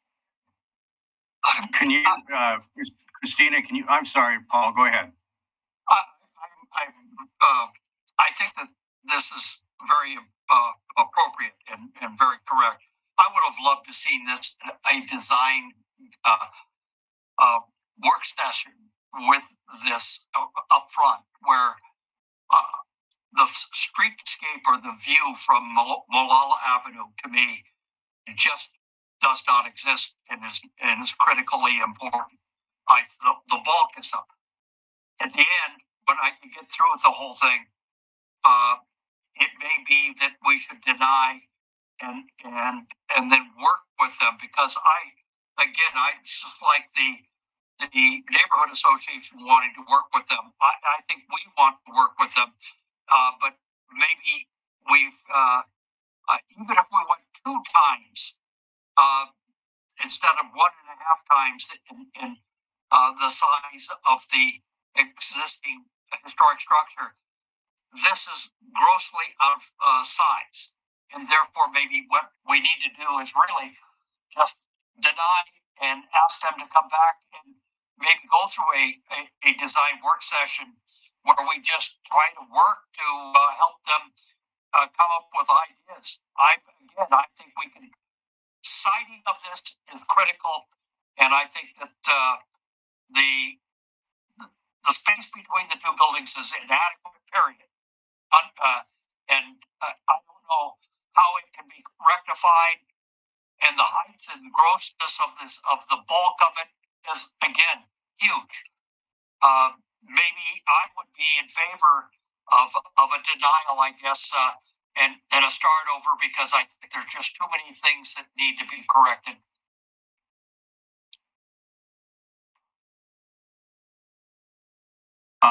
Christina, I know we can't use the 1 to 1.5. What is the current middle housing?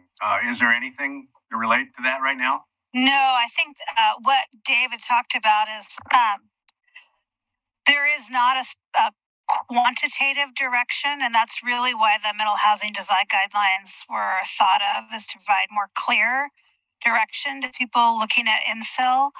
And so you really are reliant on the design guidelines that you've kind of talked, board member Ferry has talked about it, the 1.5, the overall general talk about massing. So, I think what board member Green was trying to say is, here's a math problem to show the gap in the difference.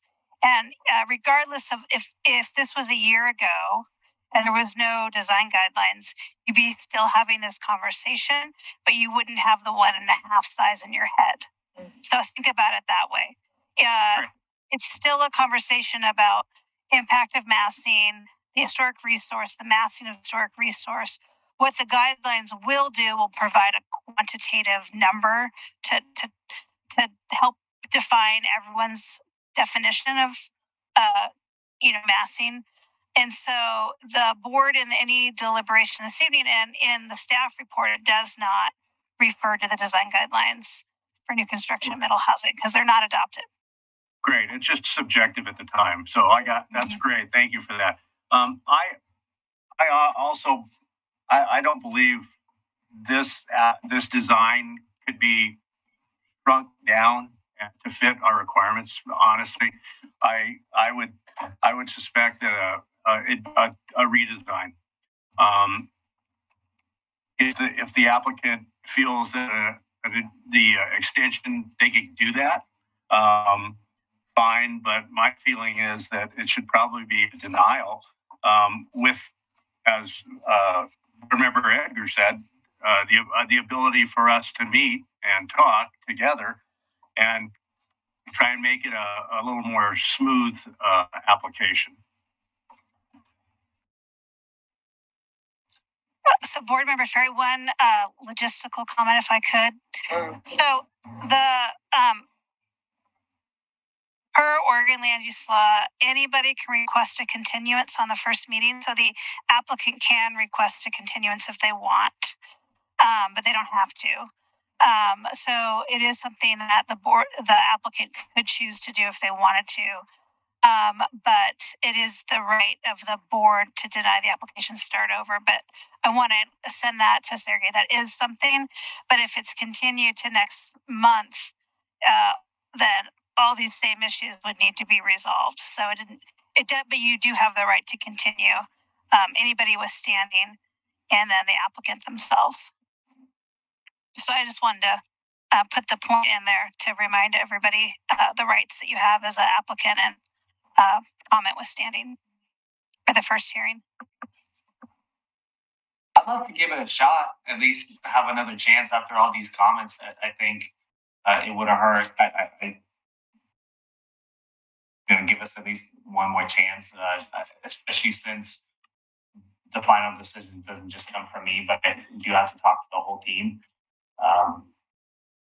If it was me, I'd say give me until May and we'll revisit this. And I think if the rest of the team says no, is it possible to just let you know and then we can accept the denial? Okay. Then I'd say give us another chance. And so the one thing I do need is to verbally extend the 120-day decision 30 days with this requested continuance. Yes.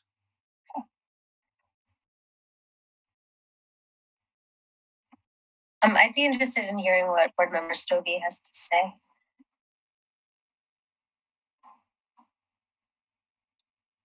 I think we're kind of walking a fine line when we are using a subjective guidelines, trying to, I'm sorry to rephrase that, trying to take a guideline that's for middle housing that's not adopted yet and implementing a subjective point of view. I think that would leave us open for potential problems from the applicant down the road. So I would want to stay away from that. So I know Sergey wants to do a continuation. What is the middle housing? What are those codified? Well, it's not codified because they're design guidelines, so the board will be approving them proposed tonight, and then they'll be sent to the city commission at the next available meeting. So I don't have the date yet. Okay. If we're looking, my thought is if we're looking for more of a quantitative set of guidelines for us to rule on, a denial might be the way to go, and wait for that back to the commission meeting to adopt them, and then ask and see if the applicant applies again. If we continue it, we're continuing it on current guidelines, not the potential, or not potential, but the future codification of middle housing rules or guidelines. So isn't it true though, if we extend the 120, if we extend, we're not making a decision based on that. But no, we're not making a decision, but this application came to us before the middle housing guidelines went into effect. We're going to be trying to use the middle housing code or guidelines subjectively on an application that really doesn't apply. Well, I understand what you're saying there. I agree to some point, but I'm really not using that in my estimation of massing at this point. I think after it gets approved, I will. But at this point, it's just my subjective view that that's too large for that site. And that's what we've been doing for the past many years. So I'm not sure that that would be a reason to deny it. I think if we were to, as the application or the applicant has the right to extend, and if he wants to do that, I think that's great. Even if he comes back in 30 days, I mean, he knows what we're talking about in massing, and we haven't really identified it as a 1 to 1.5 in my mind. Question for Christina. I think that either way, if I understand it correctly, and correct me if I'm wrong, but I mean, even if the applicant were to come back, and I don't see this as happening, in other words, middle housing guidelines being adopted before he came back, they're still just guidelines. So that 1.5 criteria, that ratio of 1.5 is just something to mentally work on. We would not necessarily be bound by those, even if he came back after middle housing guidelines were adopted. Correct. There can be mitigating ways on in future if you had middle housing and you were, I don't know, closer to 2 to 1.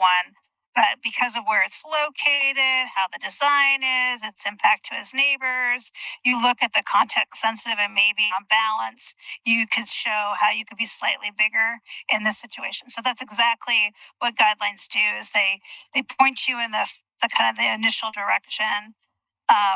What you can't do with this is this wouldn't be a finding for denial because these aren't adopted. Your findings to denial will be based on the existing design guidelines for new construction this month or in the April or May meeting. So basically, it would be as Board Member Powell stated, it's not necessarily that a specific ratio has been exceeded. It's just that as a group, we decide collectively that subjectively, if it's outside of what we feel is appropriate, and that's just basically, you might say, a tool to use in grappling with that. Yeah. And when I said May meeting, I meant April meeting. I'm already somehow a month ahead of myself, so I meant April meeting. I apologize. It's been a long month. Well, I agree with Tim Powell there in his statement, and I'm in sync with that. But I think there's a point of just detracting and this is part of the subjective view of what it is and how it, the height and the mass, and the sighting, just sighting it, the way it sights next to the house becomes part of a detracting and harming the nature of the historic structure and what it represents. And so I think that in that sense it's inappropriate. And denial at this time is one of the options. But it's really up to the builder, and if they want to continue to see if they can come up with something over the next 3 months that can change everything, that's their choice. But it's up to them. Well, I would like to see what they come back with personally. So I'm for seeing if there are changes that can be made to this particular structure, that could make it much more appropriate. Because we always have the ability to deny in the future. I don't think we're bound to approve their changes. So I'd be interested in seeing what they can do to this design. I would like to ask a question of Christina. Is there an ability to move the house further to the east, away from Molalla? What are the requirements there for repositioning? Because I think a lot of it's just siting would things that we could be done, but that's one element. Can it be moved further to the east? I would have to take a look. I don't want to say any definitively here, but my recommendation for Sergey and his team is to call me and set up a meeting, and maybe we can walk through the recommendations the board did, and I can help look at the MUC zone and the options. And that's something I can offer to the applicant to sit down with them, sometime next week, in the next week or two. We're abutting a different zone. I don't remember off the top of my head, but we do have to have a 20-foot buffer. So if we can cut that down to 15 or 10, I think that would help tremendously. Yeah. So I'll take a look offline with the applicant, and that can be part of any package that moves forward. So I have a procedural question. I guess if the applicant is requesting a continuance to the April meeting, we should be giving some direction, any further direction of what we would like to see. I mean, the conclusion, it sounds like we would like to see some very significant changes. So it is the notion that they would come back, you might say, with concept drawings of either modifying that plan or a redesign or something like that at that point. I think the motion is to continue the hearing to the April 25th Historic Review Board meeting and request that the applicant return with modified drawings to address the comments that they heard from the board this evening. That's kind of April 25th or the May? Sorry, and I realized that it would be either April 25th or May 23rd, whichever one you want to do. I think May. I think 1 month is a bit. Okay, so the May 23rd Historic Review Board meeting. I agree with the concurrence. So someone needs to make the motion, though, not me. Is there any further guidance that we should be offering, or just basically will you sum that up for the applicant, so he knows what we're looking for, or is this sufficient with this motion? Well, I think legally it's sufficient. This is also recorded, so they can watch the video as well. Yeah. But if there's any other defining direction, this is your time before the motion's given. One of the things that I still think is important is not to detract, and the Molalla face of the building needs some major surgery to make it compatible and not detracting. So perhaps then, I guess from our chair, Sabrina, would you suggest that something to the effect that significant reduction in mass, story and a half facades facing the streetscapes, and more of a front entry appearance on Molalla? Would those criteria, along with our various comments, would that something be to incorporate within the motion? I don't know. Do we say it in the motion, or do we just? You don't have to. Yeah, no, you can just say. I think as long as we just sort of sum it up for the applicant. So, again, just the three things that you mentioned. I think I mean, personally for me, consistency in siding, and then the 1/1 double hung, which I think was in the conditions of approval anyway. I'd love to see. I'd also love to see a landscape plan of landscape plantings. I don't know how any of you feel about that, but I think that would be just a nice, at least a suggestion of what I feel they're going to put there. Yeah, I think that's what we'd love to see. So I would make a motion then that for a continuance to date certain of May 25th, is it, Christina? Let me verify. Hold on.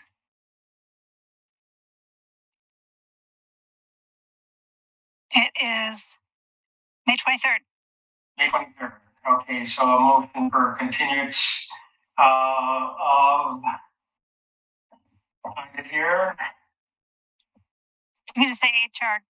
HR 23-2 to date certain May 23rd. I second. All right, I'll call the board. Board Member Powell. Aye. Board Member Stobie. Board Member Stobie. I said aye. Oh, I'm sorry, I didn't hear you. Apologies. Board Member Green. Aye. Board Member Egger. Aye. And Chair Ferry. Aye. Okay, motion carries. And to the applicant, you can give me a email, and we can set up a meeting next week or the week after. All right. Thank you, guys. Thank you. Okay. So let's see.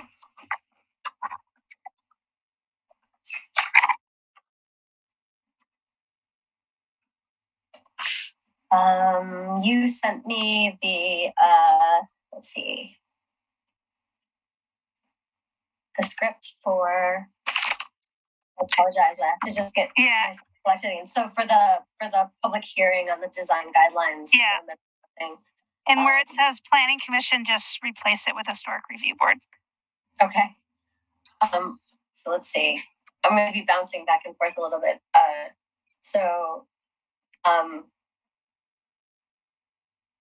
A public hearing on the legislative application is scheduled for tonight. Our role is to conduct the public hearing and to make decisions about the matter before us. In making those decisions, we must apply the applicable codes and laws and cannot vary from or change those laws or codes.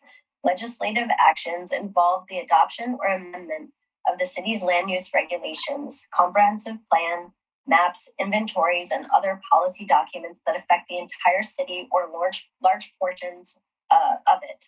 Legislative actions which affect land use shall begin with a public hearing before the Historic Review Board. A staff planning report our staff report has been prepared for each application and has been made available to the public 7 days before the first public hearing. The staff report identifies the approval criteria that apply to each applicant's proposal. Staff has analyzed the criteria which are contained in the staff report.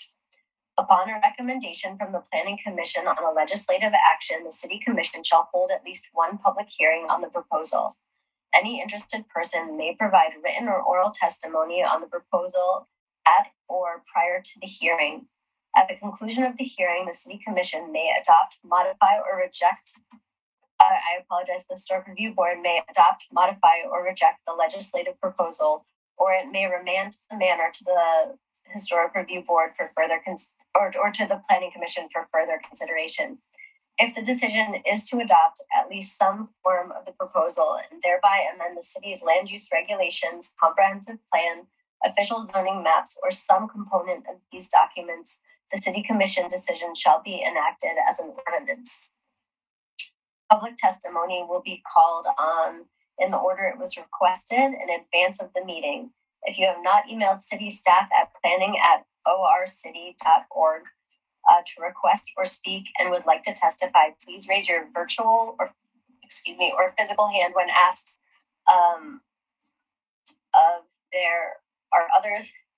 if there are others in the audience who would like to participate. For the public record, please begin all testimony stating your name and city of residence. If you would like to receive a copy of the notice of decision, please state your mailing address or email address. Testimony and evidence should be directed toward the applicable approval criteria.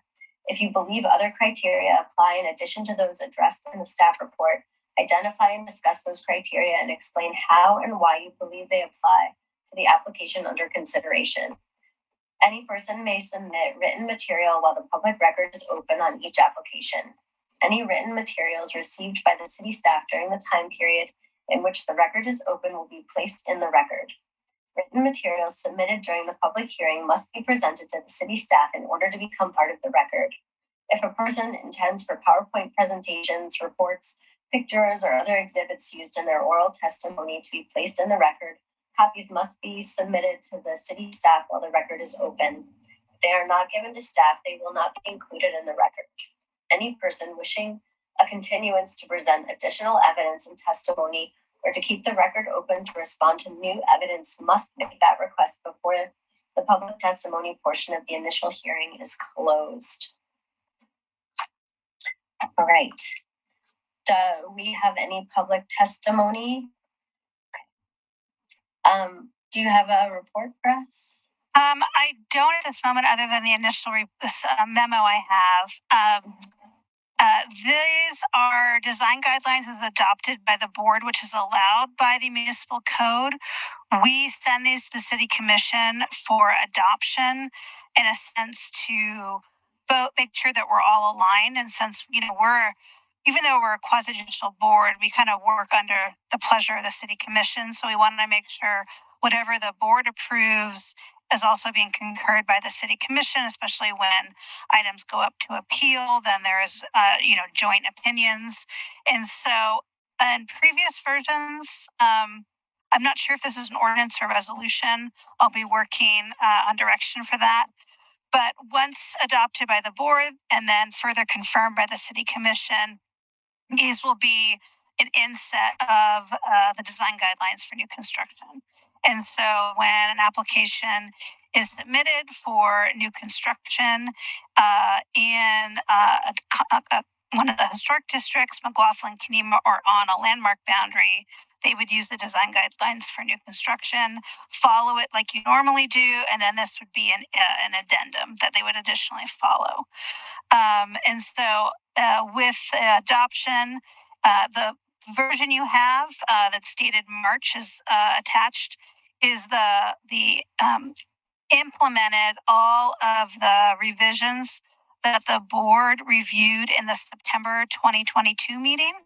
I redated it to March to be the adoption draft. And so what you see here came out of conversations in September 2022. We do have 2 new board members. So if there's something the board members would like to review and continue the conversation, we can do that and we can continue this hearing. If the board members are happy with where this is at, we can forward it on to the city commission. And if there's, I mean, these can always be further refined. But I think there is value in getting some design guidelines up in a reasonably timely manner to allow those kind of objective criteria when we talk to potential purchasers of property or people who want to do new construction. So that is helpful. So I can share my screen and go through them if that's helpful with the board, or if you have any questions, let me know. Please, I would like to see okay. a review. Sure. I will. One second. Yeah.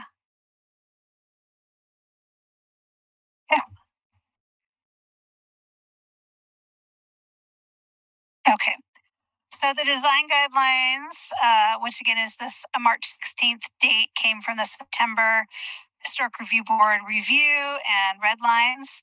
So you start out with an introduction of middle housing now being allowed and most residential zones, how to use this document, that this is an addendum, this isn't standalone. We talk about in specific sections. So we have the first grouping, which is talking about all middle housing types, and it talks about massing, and this is the more clear and objective approach, where you measure the average height in square foot of the nearest 6 designated and contributing historic resources, and you find that average height, and then you look at generally 1.5 times. And I think in board member Green's conversation, these design guidelines are the clear harbor approach. Like if you meet these, you're generally on your path to approval. When you deviate, so if let's say someone wanted to propose something that was 2 times, well, what are their mitigating design options? Like how are they mitigating the massing? So it's a conversation once you get kind of past the more clear and objective safe harbor criteria. And then let's see, this would be the next part. We talk about when there are times you may exceed the 1.5 times. In some situations, like landmarks are on very large properties, and a second building that's very much separated may be much easier to approve a higher massing. The next is a parking conversation. So this is for all middle housing. Paved driveways and parking areas are located to the side or rear of the structure. The front yard should retain landscaping and not be parking. Driveway width should be appropriate for the district. Ideally, parking lots should be broken up into smaller clusters rather than one parking lot. This would be like for cluster housing. And unique approaches are always encouraged where there's topographic issues, which we have both in McLaughlin and Kenema. And then, sure. On parking, historically in affordable housing and a lot of the mass housing, they completely understate the amount of vehicles that will be part of the housing project, and 9 out of 10 times it's probably 50% or more. It's just so completely understated the number of how people have vehicles, and somebody says, well, they're going to use bus, and I've been reading all of the statistics of Tri-Plex, and the ridership has been falling like a rock, and has been doing that for quite a long time. And so it's not just the pandemic. And people, this is a problem area, and I think it's something that when we're forcing people to park on the streets and places where we don't want them. That's true, Paul, but there's, I think what the Historic Review Board cannot do and has no nexus to do is require parking spaces where they're not required. So the key thing is the Historic Review Board is an architectural kind of and historic you're doing the analysis of the built proposal. You're what you can't do is require parking spaces with no nexus. And so I'd be really wary of the board getting, you can discuss what the parking looks like, but you can't require more parking because there's nothing in 1740, the historic overlay district, that can get you there. So for example, if a proposal didn't have any required parking or only had one space, and people were going to be parking on the street, the board is looking at the design of the one space, its location and relationship.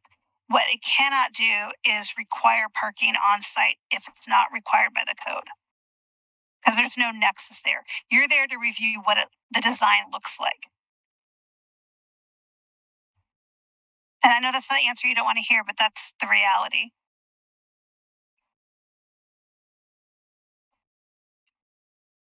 And I'm on shared screen. Is the board members ready for me to move forward?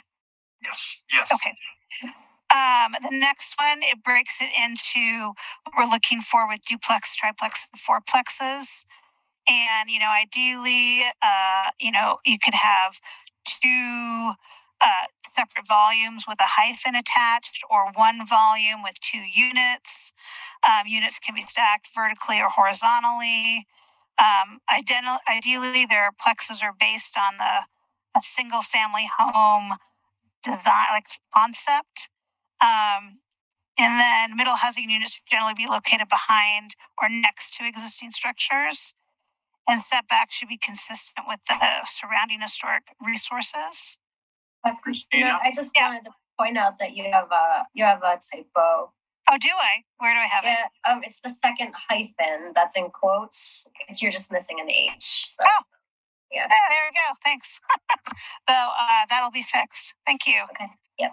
I had a question on the units can be stacked vertically. Is there a not to exceed height on that, or? No, I think it's just more configuration. Like you could put side by side units, or you could put both having units on, one unit on floor one and one unit on floor two, or the units next to each other are both historically appropriate approaches. So that doesn't get into the height yet. Got it. Yeah. Got it. Thank you. Go ahead. While we're there, I won't take too much time here, but as I read through this, it occurs to me that one thing that I can see is bumping up against to the height of connecting the two buildings, which is I see as altogether appropriate. But that's going to essentially, with the typical architecture that we're dealing with, wind up often look like a breezeway, which is not seen in favorably. So we may find, in full disclosure, most of you know I live in a house where I did prevail on getting a breezeway approved, but it's just something that we'll have to bear in mind. Breezeways are held in somewhat disfavor, but the height of the attached buildings will often probably look like a breezeway. Yeah, and I think it's the way to look at massing, because duplexes on a new lot have to be attached, but they can be attached with a hyphen. They don't have to be. So it's an approach to breakup. So you have the massing broken up into two volumes. So it is a way to still have an attached duplex without having it all one volume. Right, and I think that'll be very helpful, actually. Okay. I'm going to keep going. So then we talk about entryways. And there was definitely a conversation about, do we require one doors and they all have to go into an inside lobby?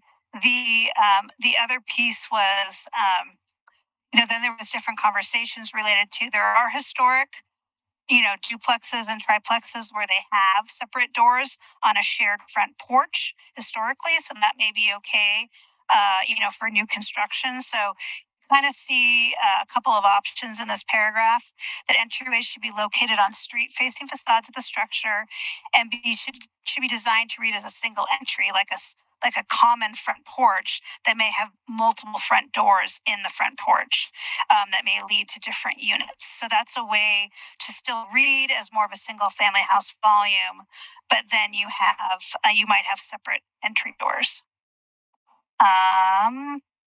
So multiple front doors and single defined entry acceptable. For example, 2 or 3 doors on a central front porch. This may be also achieved from the location of doorways around a central recessed entry or using a single exterior doorway leading to an interior entry hall. Alternatively, units may be accessed from secondary entrances on the side or rear of the structure, like what would normally be like the side porch is a great option to get access to a unit. I think the key is faux entry elements are not recommended, where like each doorway has their own kind of faux porch or faux entryway. And the multiple entries should be integrated into the overall design of the building. Any questions on this section? Okay, I'm going to move on. This is a townhome conversation. Townhomes are not historically represented type in either Kenema or McLaughlin. And townhomes are really, in a sense, just glorified floorplexes most likely, because there's not that many lots in either of the districts where you could put more than 4 in a row. But townhomes should follow the vernacular style of each the vernacular styles of each district. So Queen Anne style in McLaughlin is also acceptable. But I think bungalow is not acceptable as a townhome style because townhomes are very vertically oriented and a bungalow is a very horizontally oriented design type. So really looking at vernacular in both McLaughlin and Kenema, and then Queen Anne, Queen Anne as an additional option in McLaughlin. In Kenema and McLaughlin districts, no more than 3 units are to be attached together as a building match. Note citywide codes allows up to 6 attached townhomes. So you could do 3 and 3 if you were allowed to have by right the 6. The front facing attached garages are not allowed. So garages should be a side entry or rear entry. And each townhome structure should be separated by at least 10 feet. And now, any questions on townhomes before we move to cluster homes? I don't think there's a lot of opportunity for townhomes in either district, but this is a good placeholder to look at kind of what the major issues are in the design direction. Okay, cluster housing. Cluster housing are looking at, much smaller detached units, generally 300 and 900 square foot footprint. And they're clustered around an open space. Cottage cluster units should vary within the cluster to avoid identical or near identical design. Flexibility in materials and design elements for units are visually removed from public street as appropriate. Shared open space should be centrally located and publicly visible. And then parking lots should be broken up into smaller clusters rather than one large parking lot. And once again, I don't know a lot of opportunities for cluster homes inside the district boundary, but once again, having this direction is helpful for any lots that may fall into this. But I think the majority, I'm going to scroll up, the majority of what you're going to be seeing moving forward are duplex, triplex, fourplex units inside landmarks and either district in infill lots. And Christina, when we're presenting this to the city council, are we?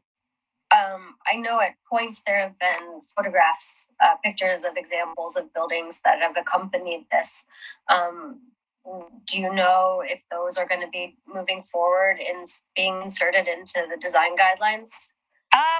Not that I have been given direction for. Has that come up in conversation previously? I think if there are pictures that you think are appropriate, you can send them to me and we can forward them on in the package to the City Commission if you want to move forward on approving this evening. This is a legislative file, right? So the record's open. So we could, recommend approval, and then as this moves forward, I can identify some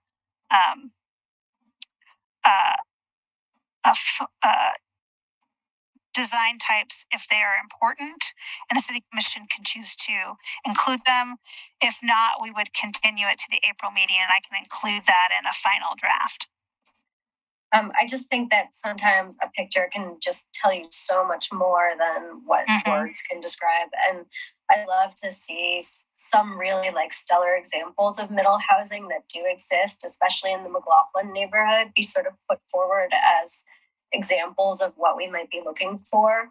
Because we've got some really nice middle housing, duplexes and triplexes and quadplexes, and I think even more than that.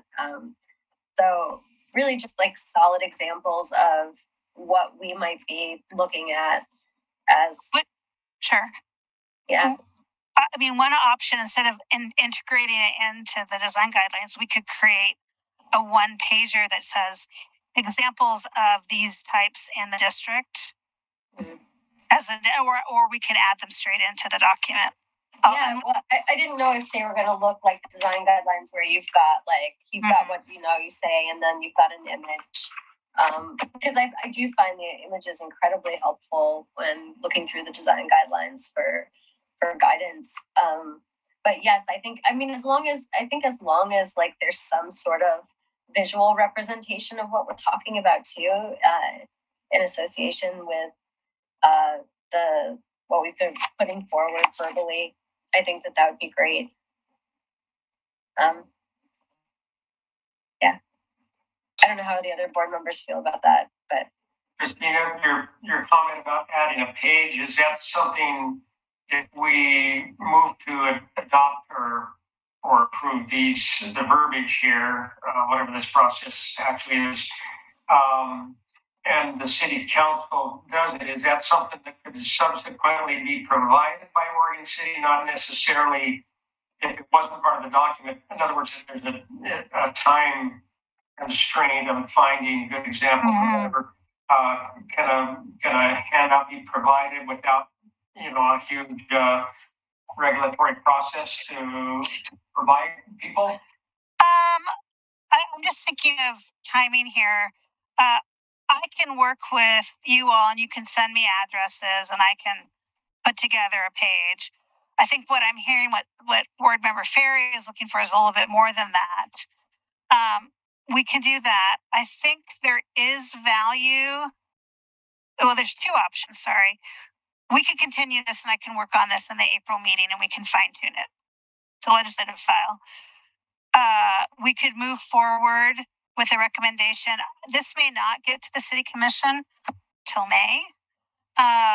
So the board could, we could still review this and have final tweaks in the April meeting if we move forward to recommend approval. We could also, problem is if I walk on the one page, they'll ask, what does the board think? And then if we didn't have it in a hearing, I say the board didn't see this, and the city commission is not going to want to adopt something the board hasn't seen and blessed. So I would not want to move forward on anything that hasn't been blessed by the board. But what I could do is, if the board wants to make a motion tonight to, adopt the design guidelines, propose adoption of the design guidelines for the board with refinement in April for additional photos. And then at that point, we can send it to the city commission for, for adoption, because I would not want to send something to them unless the board is fully blessed it. I agree. So on it's easy just to grab lots of different photos, but are you thinking of, for board member Ferry, like finding examples of ones where you put the big X through, like that would be too big, and then ones that would be a good example? I mean, are you looking, because I can try to put that together. Well, so when Kelly and when we first started talking about this, I sent her walked around McLaughlin, and I took a bunch of pictures of places that I thought were great.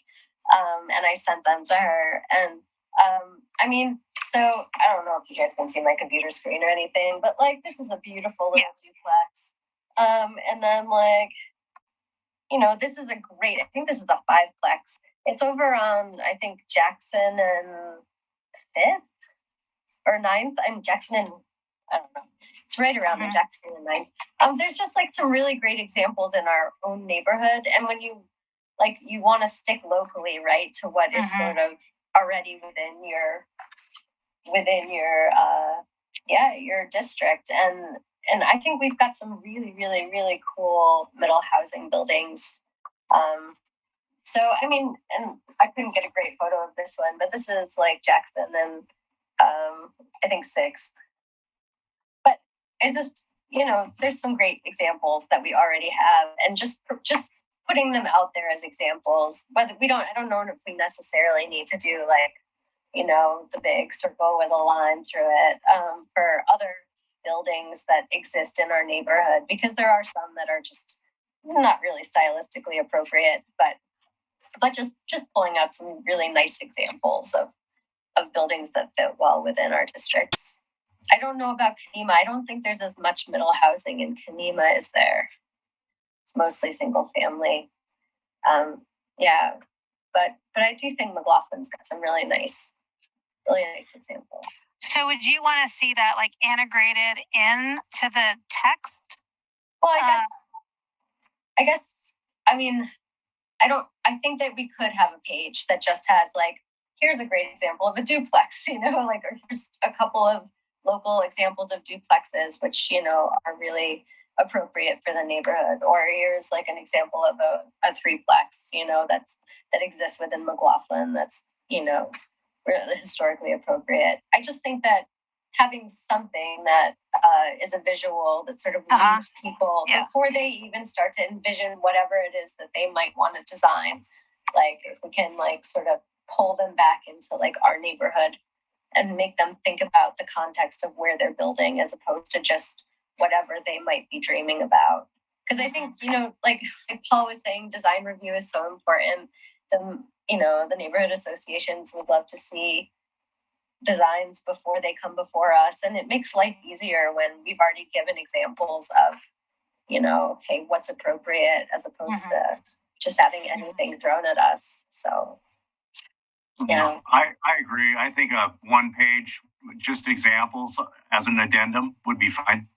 I don't think it has to be integrated. Well, then what I would recommend is if the board wants to adopt this evening with obviously the grammar error fixed, you don't have to, it's implied. And then we'll continue the hearing and we'll adopt the photo page in April.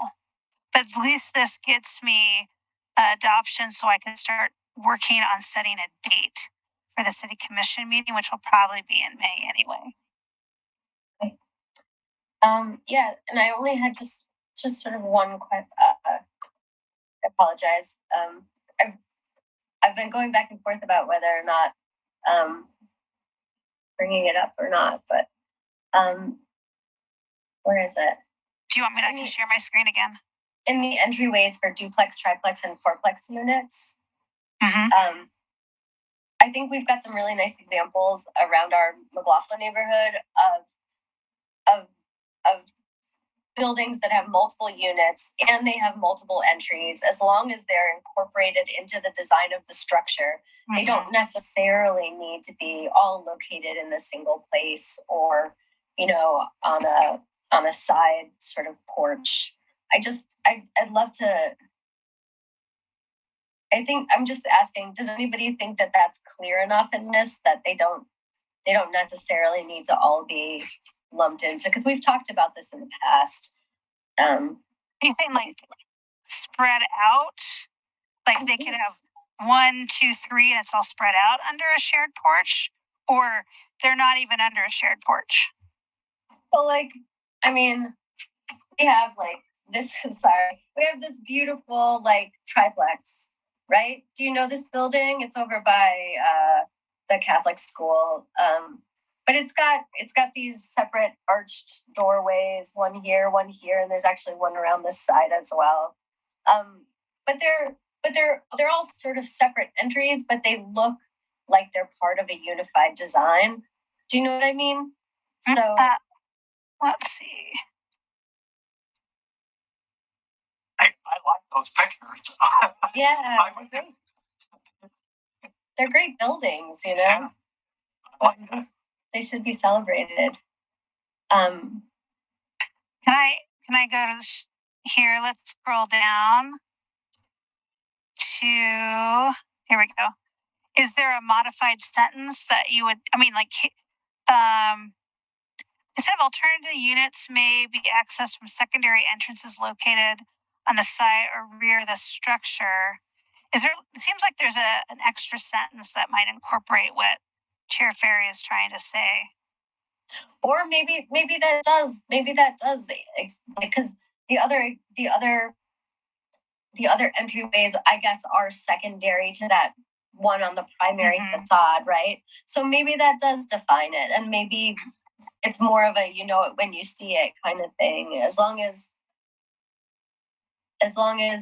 it's because I don't want to also throw out like an example of something that's really well done, and then have somebody be like, well, this doesn't fit what you've said in this multiple entries thing, So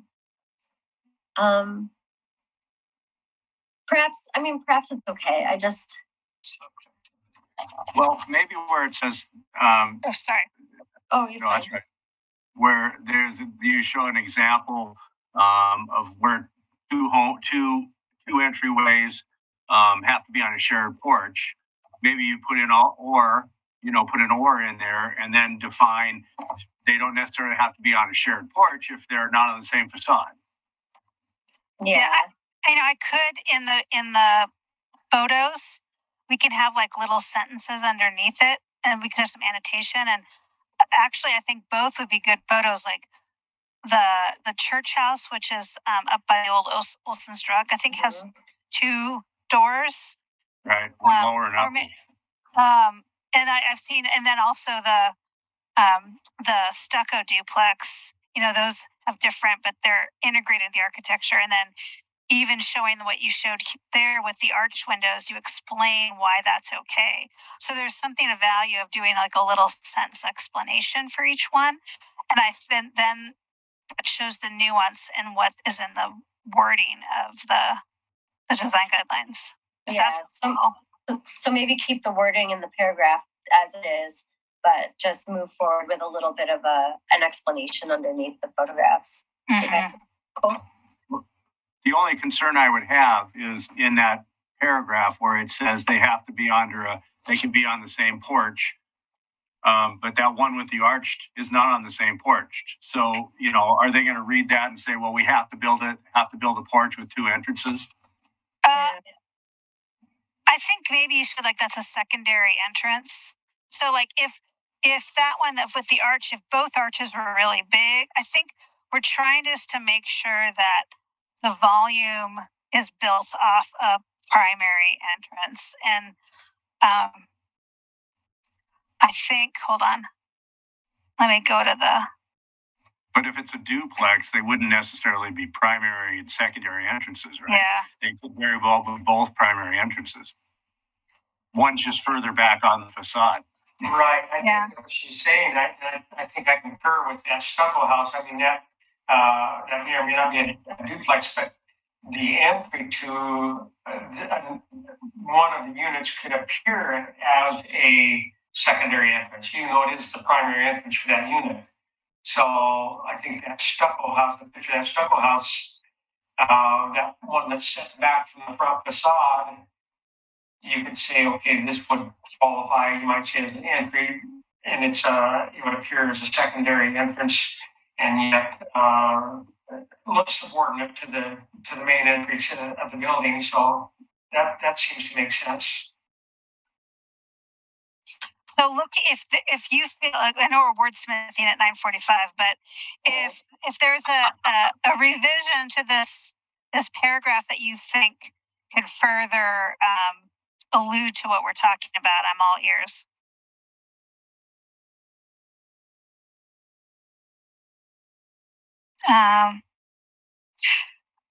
this, the sentence that starts with "this may also be achieved through the location of doorways around a central resource entry door or single entry doorway leading to an entry hall. Alternatively, units may be accessed from a secondary entrance located at the side or rear structure, or maybe paired entrances that are integrated into a unified architectural style. Is that kind of what you were thinking? One possible, just a little tweak to that occurs to me, Christina, and I think I pick up on this from Tim's comment about secondary entrance. So it says here, alternatively, units may be accessed from secondary entrances. So you think, okay, well, we think of that as a secondary entrance, but it is a primary entrance for that other unit. So maybe if that was worded to say alternatively, units may be accessed from entrances that appear as second entrances. Does that make sense? Clarify that a little bit. Yeah, that does, because really it does appear to be a secondary, but it's not. Yeah. It's a primary. Yeah. The entrance to unit B or whatever. Right.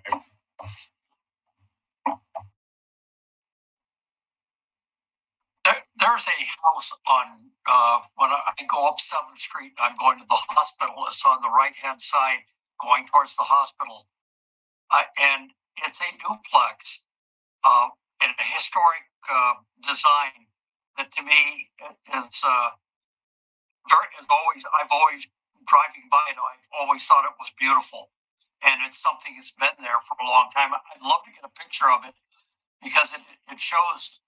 To me, it represented some a beautiful design from long ago. Well, how about here's an option. I can change the wording to appears. I can fix the grammar. The board can make an initial approval tonight of these design guidelines and then recommend approval to the City Commission. We can continue this hearing to April. I'll put together a one-pager with my best attempt at annotation, and then we can wordsmith the annotation, adopt that, and then by that time we get to probably the May Commission meeting will be the package. And can we insert or bring together pictures? So everybody bring together a bunch of pictures. Actually, I want that before that. If everyone tomorrow morning put it on your to-do list, send me either pictures or addresses. So every single one of you, email me your to-do list this week, addresses or pictures or even screenshots of Google Maps. Just tell me that the building you're thinking of, and then I will kind of see what's all there, and then see we can put together a nice graphic one-pager with some annotations. And that's what we'll look at the April meeting, if that works. Great. Great. Okay. I also think we should give priority to buildings inside of our districts, though. Yes. Yeah. Okay. Great. All right. Well, I think we need a motion. I move to approve the what do you call these? The building guidelines or middle housing? The design guidelines for middle housing. The design guidelines for middle housing. And with an final update on our April meeting. Yeah, with a continuation to the April meeting. Okay. Second. Is there okay. Board Member Stobie. Aye. Board Member Green. Aye. Board Member Egger. Aye. Board Member Powell. Aye. Chair Ferry. Aye. Okay, that passes. And Pete Walter, you're here on screen. Hi, everybody. I have been here the entire meeting, and thank you all for such great deliberations and thoughtfulness. It's been an education for me as well. I don't come to a lot of historic review board meetings, so high time I did. But much appreciate your volunteerism and expertise. Well, glad you were hanging out behind the scenes there, Pete. I was here. Thank you. Yeah. Thank you. We do have, as many of you may be hearing, we have been doing a minutes audit with our recorder and assistant city recorder, and they've brought the first round. There'll be more to come. Some of these are quite old, but it's important to get them adopted. So I do have a round of minutes that were attached. Let me know if you have any questions or if there are any minutes that you are not ready to adopt, and we can put those aside for a future meeting.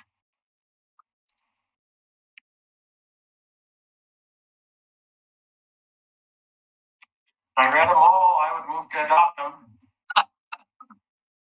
Yes. All right. Let's see. Board Member Powell. Aye. Board Member Green. Aye. Board Member Stobie. Aye. Board Member Egger. Aye. Board Member Ferry. Aye. Motion passes. Onward and upward. There'll be more HRB minutes each meeting until we are caught up. I only have one bit of communication, which is Preservation Month is coming up, and you'll get an email from me about asking for Ruth Powers nominations. So one day when it stops raining, walk around your neighborhood and send me any recommendations. We'll vote and move forward that award at the April meeting. Sounds good. And then I think I told you that Kelly kind of asked us about this stuff at the meeting, asked us what we thought. But I think if I remember correctly, she did it in email and then she just presented to us so that it wasn't such a public thing. So I think thank you, because that's what we used to do when I did it. So yeah. What I have done in the past is I'll get nominations and then I'll send out an email and everyone kind of sends me their recommendation. If there's consensus, then I can move forward, and this will be all BCC, so this will not be a meeting. So if there's not consensus, then I'll bring it more up at the meeting. And one more thing. I can't remember what it was. Oh, the board asked for solar panel education. And I talked to the State Historic Preservation Office, and the National Association of Preservation Commissions is one option. So I'm looking into it to see if we have any money in our certified local government grant. We may be able to get a presentation about solar panels 2023 in historic preservation. They're out of Georgia, but they help represent preservation commissions all over the U.S. and they're an amazing resource. So I'm going to reach out. I don't know what month it's going to be, but I am doing research to see if we can get some additional education on solar panels. Great. That's excellent. Thank you. And that's all I have. All right. So let's see. I think we now close the meeting. March 28th. It's March 28th, isn't it? Apologize. March 28th meeting of the Historic Review Board. And that's it. I think we're done, right? Yeah. See you all in April. See you in April. Okay. Thank you. Good night. Bye.